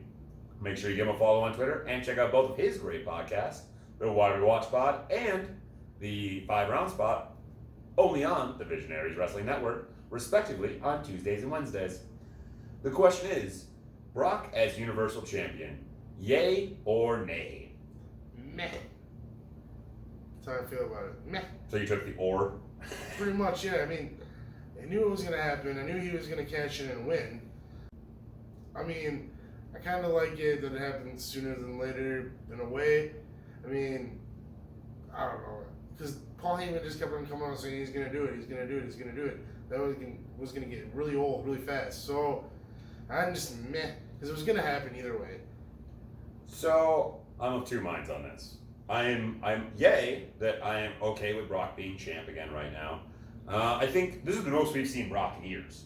Like, if you look at the past, since he won the Money in the Bank briefcase, we have seen Brock at least 4 times, which is more than you can say for the whole time he was Universal Champion.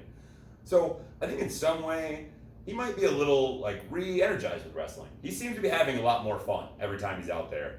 He looks like the old Brock Lesnar when he was the next big thing. So I'm digging that. But I do have to say nay, because even though he won, I did want him to hold this briefcase for a longer period. I feel the Money in the Bank briefcase has been beaten down and just relegated to a secondary prize over the past couple years with its winners. Either they lose, they don't get their cash in, or they cash it in right away, and then we just don't have it. Like, I wanted an old school, like, Edge, where he held it for the better part of a year. Or, you know, Carmella, who held it for the better part of a year. I wanted the briefcase just out there. It makes for a great storyline, in my opinion, just always having it out there. I don't need to hear about it all the time, but I always wanted in the back of my head that, shit, this could be the day. Could be the day we get that cash in. So I'm okay with Brock being champ again, but I'm going nay because I want him to hold it longer. All right, but let us thank Motivated and Confident Mags, who was at Dej Kirkby, for that great question. Make sure you give him a follow on Twitter and check out his great podcast, including the Why We Watch Pod, the 5 Rounds Pod, those are both on the Visionaries Wrestling Network, and the Mount Rushmore Pod, which is on the Brainbuster Radio. Let us move on, though, to our next high flyer. Our next high flyer is Blaine, who is at BC Mendoza. Make sure you give him a follow on Twitter and on Instagram. He posts a lot of sweet photos. He's got a lot of cool t-shirts, and he's out in Hawaii, so it's just awesome. So check that out. Blaine's question this week is, though, vanilla or chocolate ice cream? Depends, man. Because sometimes, like, depends on what it's with. Like, you get pie, like apple pie, you gotta go vanilla. But sometimes I'm just feeling chocolate ice cream, but it's by itself. I don't really put chocolate ice cream on, like, desserts. So I mean, if it's all mode, like brownie all mode, pie all mode, it has to be vanilla. But I do enjoy a good scoop or two of chocolate too. All right, fair enough. I'm not a big ice cream eater in general. I don't really enjoy ice cream that much, every once in a great while. But if I had to choose between chocolate or vanilla, it definitely have to be vanilla. If I had to choose, like, my actual ice cream, my favorite flavor of ice cream is mint chocolate chip. So that doesn't really apply to either chocolate or vanilla. But if I'm going second, it would just be straight vanilla bean ice cream. Like, I like that flavor. It's my favorite kind of ice cream. What is your stance on frozen custard? I love frozen custard. Okay. But frozen custard is better than ice cream. But I still have also, I don't really have much of a sweet tooth, to be honest. You know that. Just asking. No, I'm not much of a sweets eater. I like my meat and potatoes. I don't need dessert. I want more meat and potatoes. I like it all. Meat, potatoes, and dessert. Fair enough. More dessert and more meat and potatoes. I just want more meat and potatoes. All right, but let us thank Blaine, who was at BC Mendoza, for that great question. As I said before, make sure you give him a follow on Twitter and on Instagram to check out his great photos. And he's also just really knowledgeable about wrestling, so he's a great follow on Twitter. Let us move on, though, to our next high flyer. Our next high flyer will be the Mount Rushmore Pod, who was at Badlands Pod. And the question from them this week is, out of all the title changes at Extreme Rules, which made the most sense?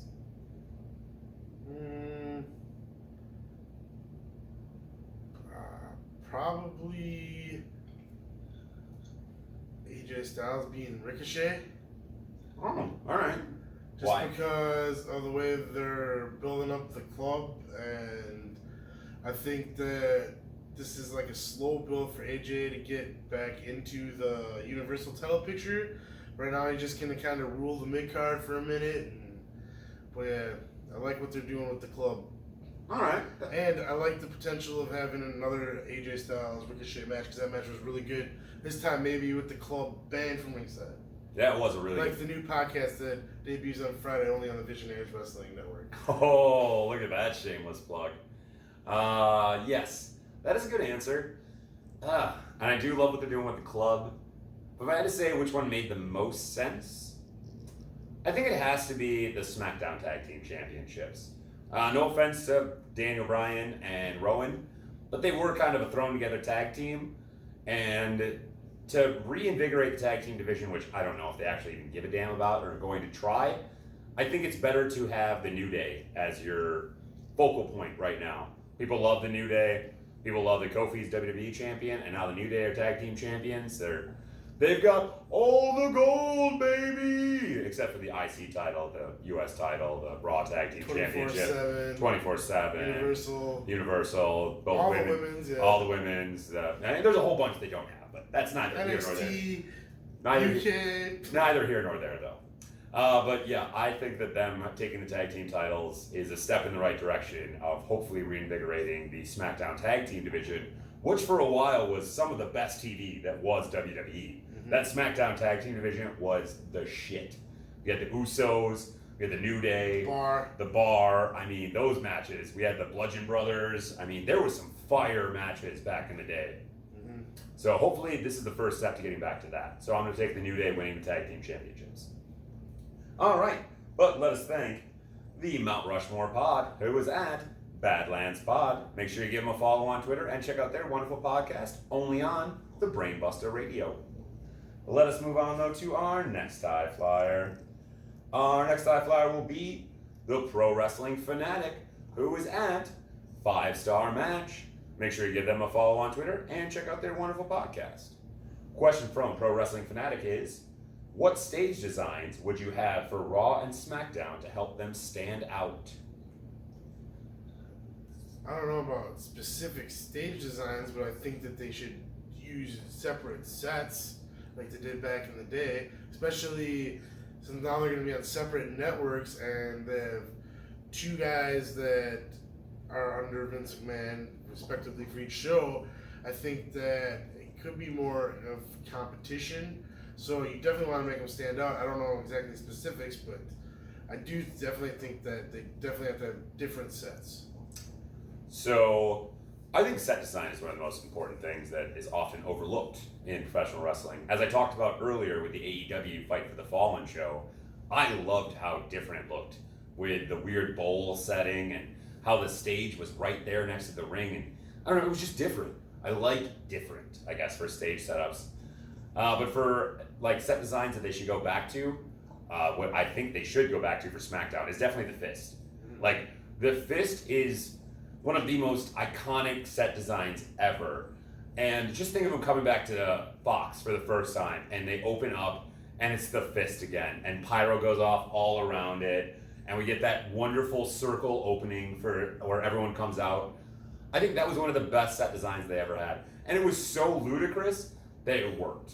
Because who the hell's like, all right, guys, set design, just a big fist through the screen. That's what it's going to be. That's the focal point. Like, how high and drunk were they when they thought that up? I don't know, it was pretty cool. Just high and drunk enough is the correct answer. But yeah, so I think they should go back to that set.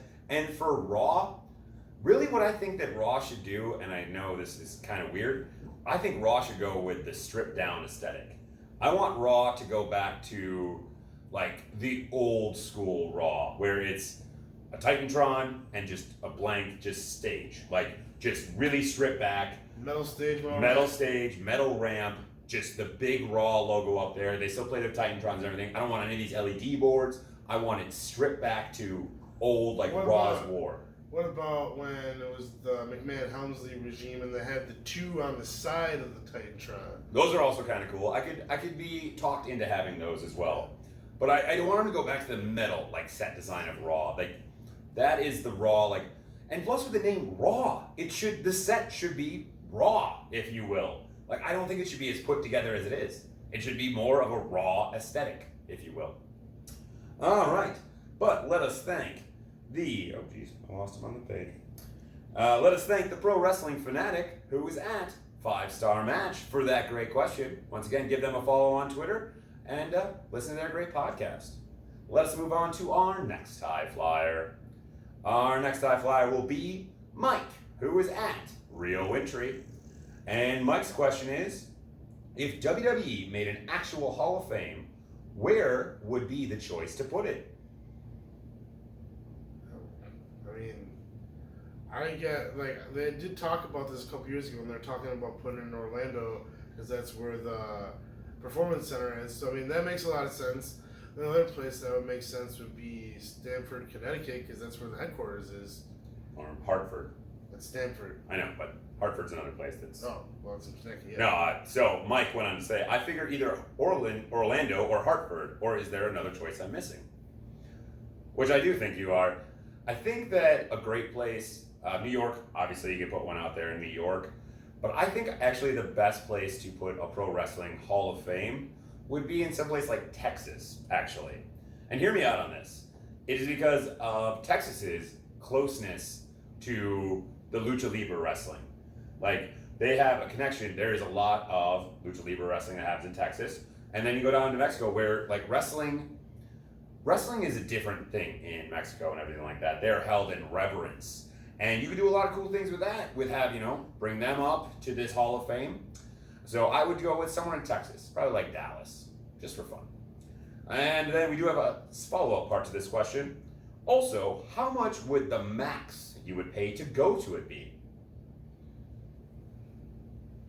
Maybe like $39.99.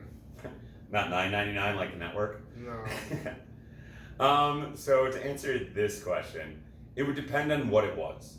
So if there was like interactive things that I could do in this museum, like maybe try on, Ric Flair's robes or championship belts or things like that, it would definitely up how much I'd be willing to pay for it. If it was literally just like a museum where you just walk around and you just look at the things but you can't really do anything with them, I would probably only pay like $20 to go to it. If they had the interactive things in it and maybe like a theater in there that just showed like classic wrestling matches and things like that, like they have the Canton for the NFL Hall of Fame, they just have a theater in there that shows like cool stuff. I would pay probably upwards of $50 to $60 to go see it. There was some cool stuff like that. Maybe to do like some, like they do at the Performance Center when you go to those tours, you can like commentate on the matches and everything like that. But do it like with old school matches, like let me commentate on the Hulk Hogan versus Andre the Giant Power Slam or Body Slam, whatever you want to call it. Things like that. I'd pay a nice little dime to go do that. It'd be fun. Probably $60 to $80. I just upped my own money right there. Look at this, WWE. You could be getting my money. Build a freaking Hall of Fame in Texas. All right, but let us thank Mike, who was at Real Wintry, for those great questions. And make sure you give him a follow on Twitter. Let us move on, though, to our next high flyer. Our next high flyer will be Totally Not Dej Kirkby, who was at Brainbuster Stan. And the question from Totally Not Dej Kirkby is, honey mustard or barbecue sauce? Once again, depends on my mood, because I like them both. There's a clear-cut answer on this one. No, it's not. I know you're going to pick honey mustard. No, I'm picking barbecue sauce all day. Okay. I don't have an answer for this one because it depends on what I'm in the mood for. It depends where you're at, too. So everyone has different barbecue sauces and honey mustards. See, and I really don't like honey mustard that much. Like, there's some very few honey mustards that I actually like. Like, barbecue sauce is good. Like, it's much harder to screw up a barbecue sauce, in my opinion, than it is a honey mustard. Yeah. I like them both. I can't pick between them because it just depends on the day. See, there is maybe, off the top of my head, like 2 or 3 places that I'm like, yeah, I'll eat their honey mustard. Every place else I'm like, oh, no. That's just your opinion. That is. I can't. Can't choose between them because it depends on the day, it depends on where I'm at. Barbecue sauce is my answer. Cause I want my baby back, baby back, baby back. I want my baby back, baby back, baby back. I don't like ribs. I don't either, actually, but I do love that old jingle. It was a great one. Barbecue sauce. That's my choice. All right, but let us think. Totally not Dave Shirkby, and I'm sorry that didn't result in an argument like it usually does when you give us these either or things. I apologize. I tried to get it to, but you just didn't bite. But you can give Totally Not Dave Shirkby a follow on Twitter at Brainbuster Stan. Let us move on to our next high flyer. Our next high flyer is the Ringside Rant, who is at _Ringside Rant. The question from RJ is, how would you rank AEW and New Japan in relation to WWE being number one, and why? So basically, where would you list them on your rankings?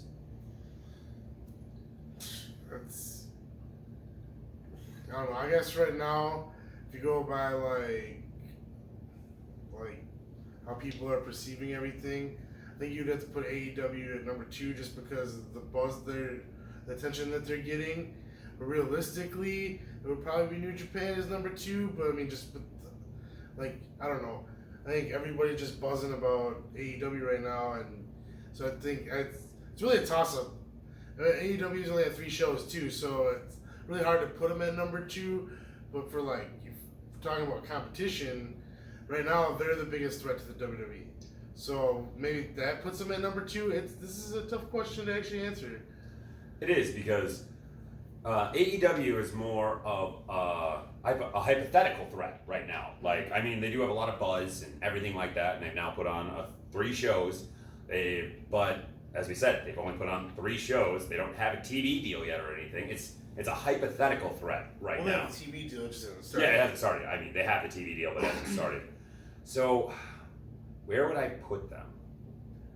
All right, I would actually, because I'm going to go realistically here, because I'm not going to take into just the hype train into effect. I'm going to wait and see, if you will. Because, no offense to AEW, but Fight for the Fallen and Fyter Fest were decent pay-per-views, but they were nothing spectacular. I mean, they weren't like, holy damn, I gotta watch this right now. Like, they were good, they were fun to watch, but it was nothing shocking. So we'll see what they do with All Out, which is their next big pay-per-view. So that's the one I think they are putting all their eggs into the basket for. So until that All Out happens, though, I'm gonna put AEW at number 4 in my top 5, if WWE is number 1. And I'm gonna put New Japan at number 2. They do have the largest subscription service besides WWE for subscribers and everything like that. And they are consistently putting out great products. And even though their expansion to America hasn't worked as well as they hoped, after they lost, the Elite and they started AEW, and there's many more sharks in the water now, I still think they're doing well. So I'm gonna put them at number 2. And then just so everyone knows, my number 3 would be MLW at this time. I think MLW is doing some absolutely amazing things. They already have the TV deal in place. I know it's on a small-time network, but if you look at their numbers on social media and everything like that, they're doing quite well, and they're putting out a hell of a product lately. So they'd be my number 3 above AEW for the moment. Now, this could all quickly, easily change once All Out happens and their TNT TV deal kicks in October. Talk to me then. We'll see. All right. Well, let's move on to our second question from RJ, which is the constant jabs at the shows and online from AEW towards WWE getting old already? Yes, it's been old for a while. I mean, I don't know. That's one thing that sucks about Twitter, is just that it's constant. You see it all the time. It's all day. It's 24/7. And back in the day when you had the Monday Night Wars, you could talk to your friends about it, and maybe you had a pen pal or something like that. But oh, I was on the message boards back in the day, but they were much slower. Yeah, it wasn't like Twitter where you could just put out a tweet and it's available for everyone to see. Yeah, these message boards probably had 60 people on them. So yeah, exactly. So I don't know. It's hard. It's been old for a while. I think that it's not old in the fact that I like that they are fully embracing this. That they are going, we're going to war. They're not Impact tried to do it one time when they hired Hogan and Bischoff, and they tried to do like, oh, we're going head to head with WWE on Monday nights. Where's Hogan and Bischoff now? Yeah. Yeah. And it was just a terrible decision back then. But I do really enjoy them embracing it. Now, the way they're going at it is a little childish. I will definitely admit to that. But that's kind of the Young Bucks style. Yeah. That's really who they are. And that's kind of always who they have been. So I'm not sick of it in the fact that I'm happy that this is happening. A rising tide raises all ships. And if AEW and WWE actually go to war and this is a real thing, it's going to be good for everyone. Like, that's just the way it is. And so you might be sick of it, but it's good. It's good for everyone. Because, it gets people to talking. And I do hate the constant internet debate between WWE stans and AEW marks where they just, can't just enjoy each other's company and they just have to constantly fight. But in some ways, that's also good for everyone because if people are talking about it, that's a good thing. It's how you get the word out. That's why I always ask people to talk about View from the Top Rope to everyone so we can get the word out. Do we need to start a fight amongst all of you? Is that what we should do? Maybe not. No, we don't want to start a war amongst the high flyers. No, I'm not our loyal listeners. All right, fine. It's a thought, though. It's a thought that counts.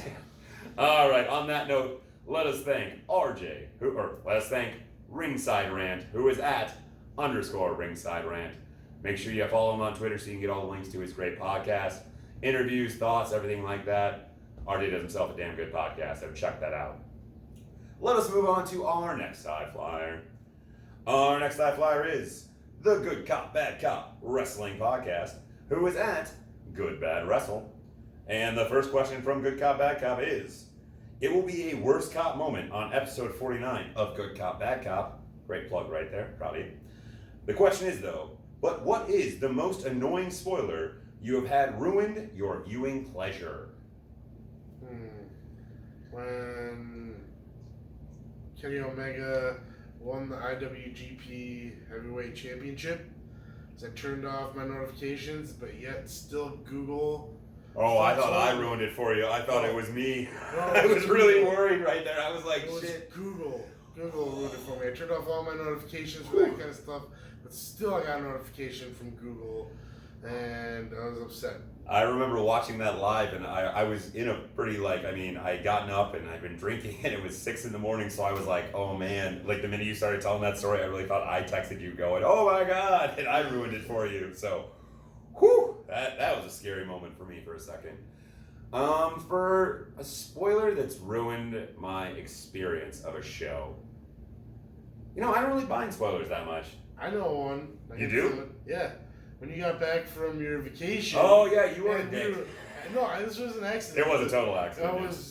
He just got back home and I was editing the podcast and we were talking and he was sitting at the table and I was just going through what we recorded the night before, and it was the week that Daniel Bryan beat AJ Styles for the WWE title and turned heel on SmackDown. And he didn't watch SmackDown yet. I was in Punta Cana. And so then JR was with me that week, and we were talking about it because why wouldn't we? It was a big deal, and it just so happened that right when I hit play, it said Daniel Bryan turned heel and won the WWE Championship. And I go, you didn't hear that, right? He goes, I heard that. No, the spot you played, it wasn't even you guys talking about the match anymore. You had moved on. It was, you made a reference. It was like, because you were talking about something else, and you're like, that was so surprising. And you pipe up on the podcast going, you mean surprising like Daniel Bryan turning heel and winning the WWE Championship on SmackDown? And your face was priceless because you stopped. I don't know, was I watching TV or was I playing just sitting, was I just sitting there? On your phone. I must have been, because I remember I looked up right away because I heard it and your face, you're staring right at me and you're like, you didn't hear that, did you? And I was like, yeah, I did. And I was like, so Daniel Bryan won the WWE Championship, huh? And you're like, yep. Yeah. And it didn't really ruin it for me, but it was just more funny for the situation. It was a big shocker, though. It was. For something, though, so I'm not really bothered by wrestling spoilers, but I will say something that was spoiled for me that did piss me off royally back in the day was, so when the second Saw movie came out, I loved the first Saw. I saw it in theaters, loved it. When the second Saw came out, I didn't get a chance to see it the opening weekend. And, oh man, I can't remember this kid's name. I was in high school at the time still, and I don't remember his name, but we were in English class, in Mrs. Butler's class, and he came in, and I worked at the movie theater, so he just assumed that I'd already seen it. And he came in, and he goes, oh, so you know at the end, the kid was in that safe the whole time. And I go, I almost just swore right there. I said, the F you just say to me? And yeah, he ruined Saw 2 for me, and so I was very pissed off. And I still love the second Saw movie, but the twist ending was a really good one that was completely ruined for me. Lame. I did ruin Sixth Sense for a couple people accidentally one time, so I can't say that I'm very free of those kind of things, because I definitely ruined Sixth Sense for a few of my friends accidentally. All right. But that will wrap up our question from Good Cop, Bad Cop Wrestling Podcast. They are at Good Bad Wrestle, and you can check out their podcast only on the Visionaries Wrestling Network each and every Friday. Let us move on. I do believe it's time for our final high flyer, Diesel. But let me check real quick. Spill some time. I'm thinking about going to get strawberry banana smoothie after this. So, yeah, I like smoothies. I'm gonna do a fit boot camp too, so you just watch the pounds just fly away. Just slip away. And I'm glad that I had Phil some time, because I knew I was missing another high flyer. We have 2 more high flyers. Next high flyer is Jeff in the Bluegrass, who was at Northpaw_Jeff19. Welcome back from your short hiatus, Jeff. First question is, hey guys, does it bother you I'm a Cubs and Bears fan? Yes, very much so. Not at all. Very much so. You have to remember, I'm a Patriots fan, so I don't really care. You don't like the Cubs. I don't really like the Cubs. They actually annoy the hell out of me. But actually, it's not the Cubs who annoy the hell out of me. It's most Cubs fans. So, yeah. But you're not like that, Jeff, as far as I know. As far as I know. I don't know you well enough. We don't know. But yes, it doesn't bother me in the slightest. I support whoever you'd like to support, as long as you're not a dickhead. All right, let's move on to our second question from Jeff, which is, so, to get a title match in WWE these days, all you have to do is interrupting an interview. So, do you think it's possible that Natty is a red herring for Sasha Banks or Ronda Rousey as Becky's opponent for SummerSlam? I don't know, there was rumors that Sasha was going to be at Extreme Rules, and she wasn't. Well, apparently she was in the stadium. She was there, but she just didn't do anything. I mean, who knows? I don't know. I think the match is going to go on as planned. Maybe there'll be a spot afterwards, like maybe Sasha will come out, or maybe even Ronda Rousey will come out. It would make way more sense if it was Ronda who came out on Becky, definitely. Because Becky is the one who took the title from Ronda. I could see Sasha going up against Bayley. Yeah, and trying to get on Bayley. That'd make way more sense. Like saying, why didn't you join me after we lost these tag titles? And I held out, and you went back and you won the title. You sold out. And do something like that. That'd be interesting. We finally get the Bayley Sasha feud we've been asking for 3 years. At least 3 years. I mean, longer than that since NXT. We got it in NXT, and then we're like, we want more, and they never gave it to us. Nope. Do I think it could be a red herring? No. I think that Natty's gonna get this match, but I could see it being a squash where Becky just outclasses her immediately and locks her in the armor, wins, and then gets on the mic and starts talking shit like Becky is known to do, and then Ronda Rousey's music hits, and Michael Cole freaks out. The baddest woman on the planet is back! Ah! That's how Michael Cole freaks out. He reminds me of Kermit the Frog a lot, if you really think about it. So no, I don't think it's a red herring. I think Becky will fight Natty, but I think it's going to be a short match. And I could definitely see Ronda coming out afterwards. Because apparently, from the rumors that are, spilling around the internet wrestling community, Ronda really wants to come back now that Paul's back in charge of Raw. Because her and Paul Heyman are really good friends, apparently. We say apparently way too much on this podcast. Apparently we do. Apparently we do.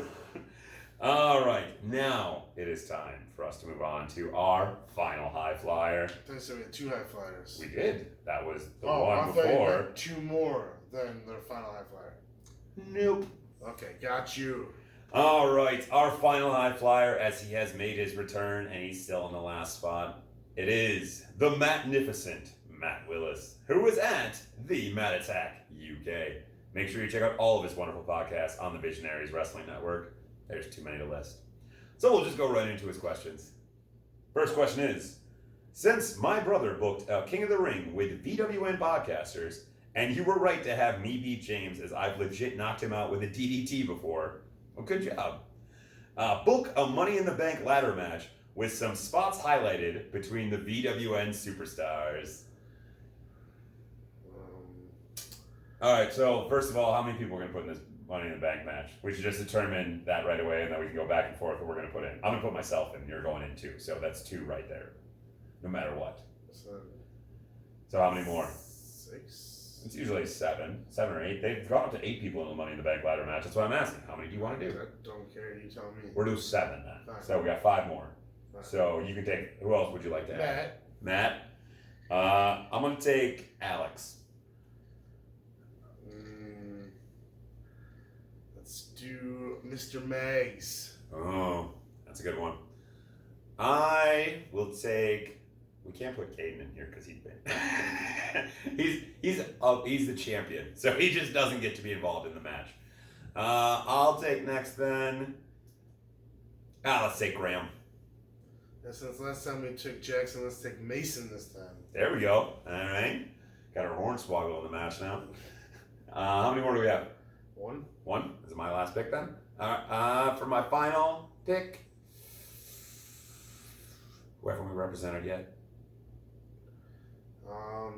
Power Bomb Girls. Sam's going in. All right, so some choice spots. How many spots do you want to do? 4. You're 4 altogether? Yeah. Okay, so you 2 each? Sure, yeah. Okay. I'll do my first spot, and I bet you can't guess who it's going to be against. It's going to be me doing something to someone else. To Matt? Nope. To me? Nope. Graham? Nope. Man, you're not good at this guessing game. It's Alex, obviously. Oh, okay. And the spot is going to be, I'm going to chokeslam his ass from the top of a ladder to the outside of the ring. Just toss him through like 3 tables. And then right after that, I'm going to get knocked off the ladder. But that's just the end of my spot. Bye, Graham. Graham's going to push my ladder over after I take out Alex. My spot is Mason just got done watching the original TLC match, and he wanted to recreate a spot, so he puts his dad on a table, climbs a 20-foot ladder, and he does a swanton on top of his dad. Wow! Damn, taking out father. The son destroys the father. All right, my next spot, it's going to be between Matt and Graham.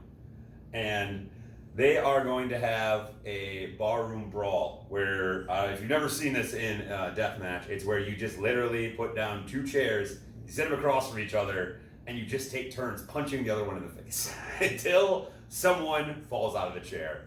And that would be a huge spot in the match. The crowd just be going crazy with Matt and Graham just going back and forth, whacking each other in the face. And my spot is I'm going to have Mags and Sam at the top of the ladder, and they're fighting it out, and they're both like grabbing onto like what's holding the belt up, and while they're fighting, they knock the ladder down, so they're hanging there. Then you got Mason again. He comes and he hits double drop kick, drops them, then they're all dead. And they're dead. And I come up and I climb up, I win.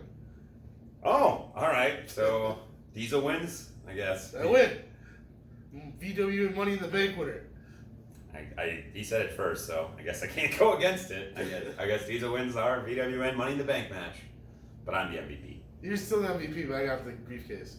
I am MVP just for chokeslamming Alex off the top of the ladder. And then we have a rematch from King of the Ring, and I'll put the briefcase on the line, and that one's to be continued. Yeah. I'm gonna win. It's to be continued. All right, let's move on to our second and final question from Matt, which is, with Elon Musk, the guy who used to run Tesla, trying to market human brains interfacing with computers, hypothetically, do you think this could be a way for immortality to be possible? Damn, that's a deep question. Whoo! Hypothetically, yes, it could. I mean, if you can take what's in your brain and put it into like a robot or computer or whatever, like you're still alive technically, right? But hold on. Here's the counterpoint to that. What makes you alive?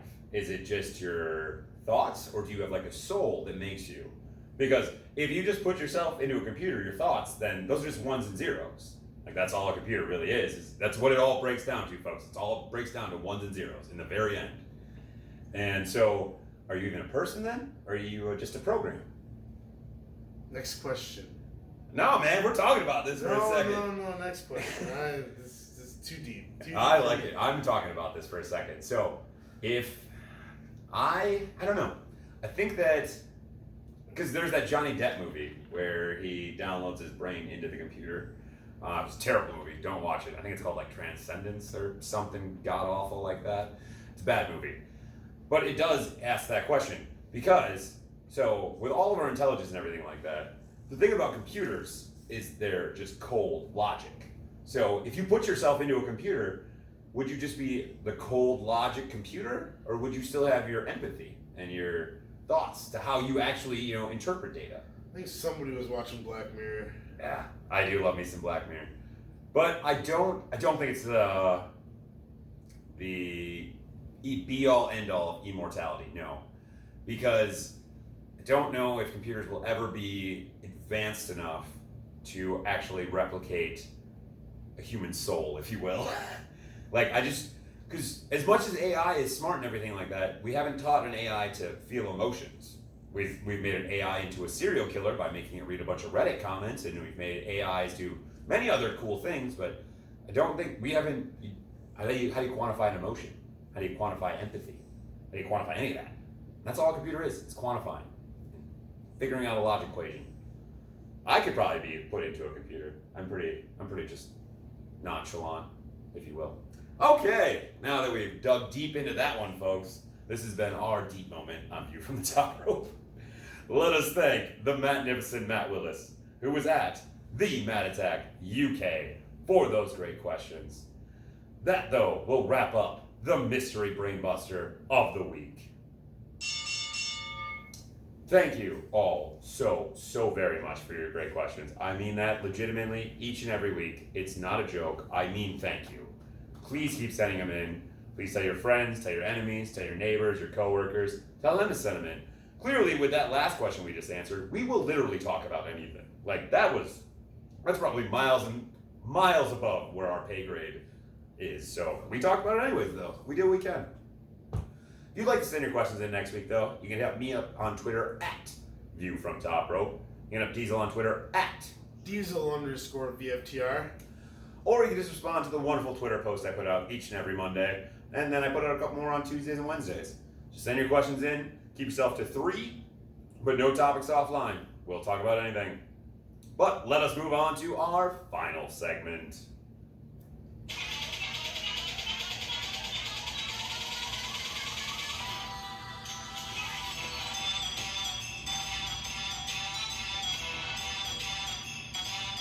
And that song means it's time for our terrible dancing and final thoughts. So what you got this week, Diesel? Final thoughts this weekend. It's going to be really hot here. Oh my God. The heat indices are going to be up into the 1-teens. Yeah. Supposed to be in the 120s on Friday, man. So I am definitely going to try to stay inside as much as possible this weekend. This is one of the rare times I'm actually happy that we don't have any wrestling to go to this weekend. Yeah. Because driving in that weather, like, your car could break down. You don't want to break down in that weather. That's horrible. Your tires are liable to pop. So I'm just gonna pretty much relax this weekend. I don't know, like, what I'm actually gonna do, but I'm gonna stay in the air. I'm gonna stay cool and I'm gonna stay alive. Stay cool, calm, and collected. Get ready for my 6-week challenge at that boot camp. I'm starting on Monday, so it's gonna be tough. But I'm gonna watch the pounds fly away. Melt away. Fly away like a little bird. Diesel's going to be just a shell of himself. My final thoughts for the week. I mean, I guess I really didn't do how my week has been. My week, I'm just doing good lately, guys. There's some things coming up in my life. You might be hearing this voice a lot more places soon, so be on the lookout for that. My fiance Allison's still a little sick, still doesn't have her voice, but she's still amazing. Wrestling's amazing right now. That's my real final thought. I have actually not enjoyed watching wrestling this much in many months. Not that the wrestling's been, bad or anything like that. I mean, some of it's been bad, but I don't know. I was in a little bit of a funk, I guess, where I was watching, but I just couldn't really fully get into it. And then, I don't know, this last week, I fell back down that rabbit hole, and damn, did I fall deep down that rabbit hole. And I don't want to come back up. I am really, really happy with professional wrestling right now. Hold your breath then. Yeah, gotta hold my breath. Also, movies are great right now. I am very excited. I'm gonna go see Crawl this weekend. It's a new alligator movie. So excited. Look out for that. I'll give you a nice little review next week.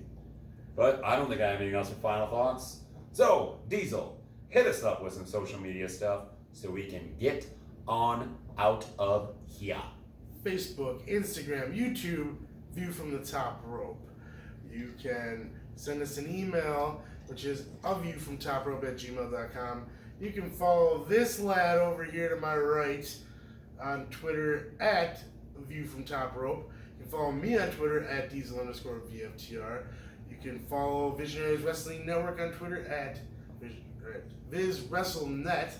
You can send your podcast to the Gmail to get reviewed and added to the network you can send it to Visionaries Wrestling Network @gmail.com.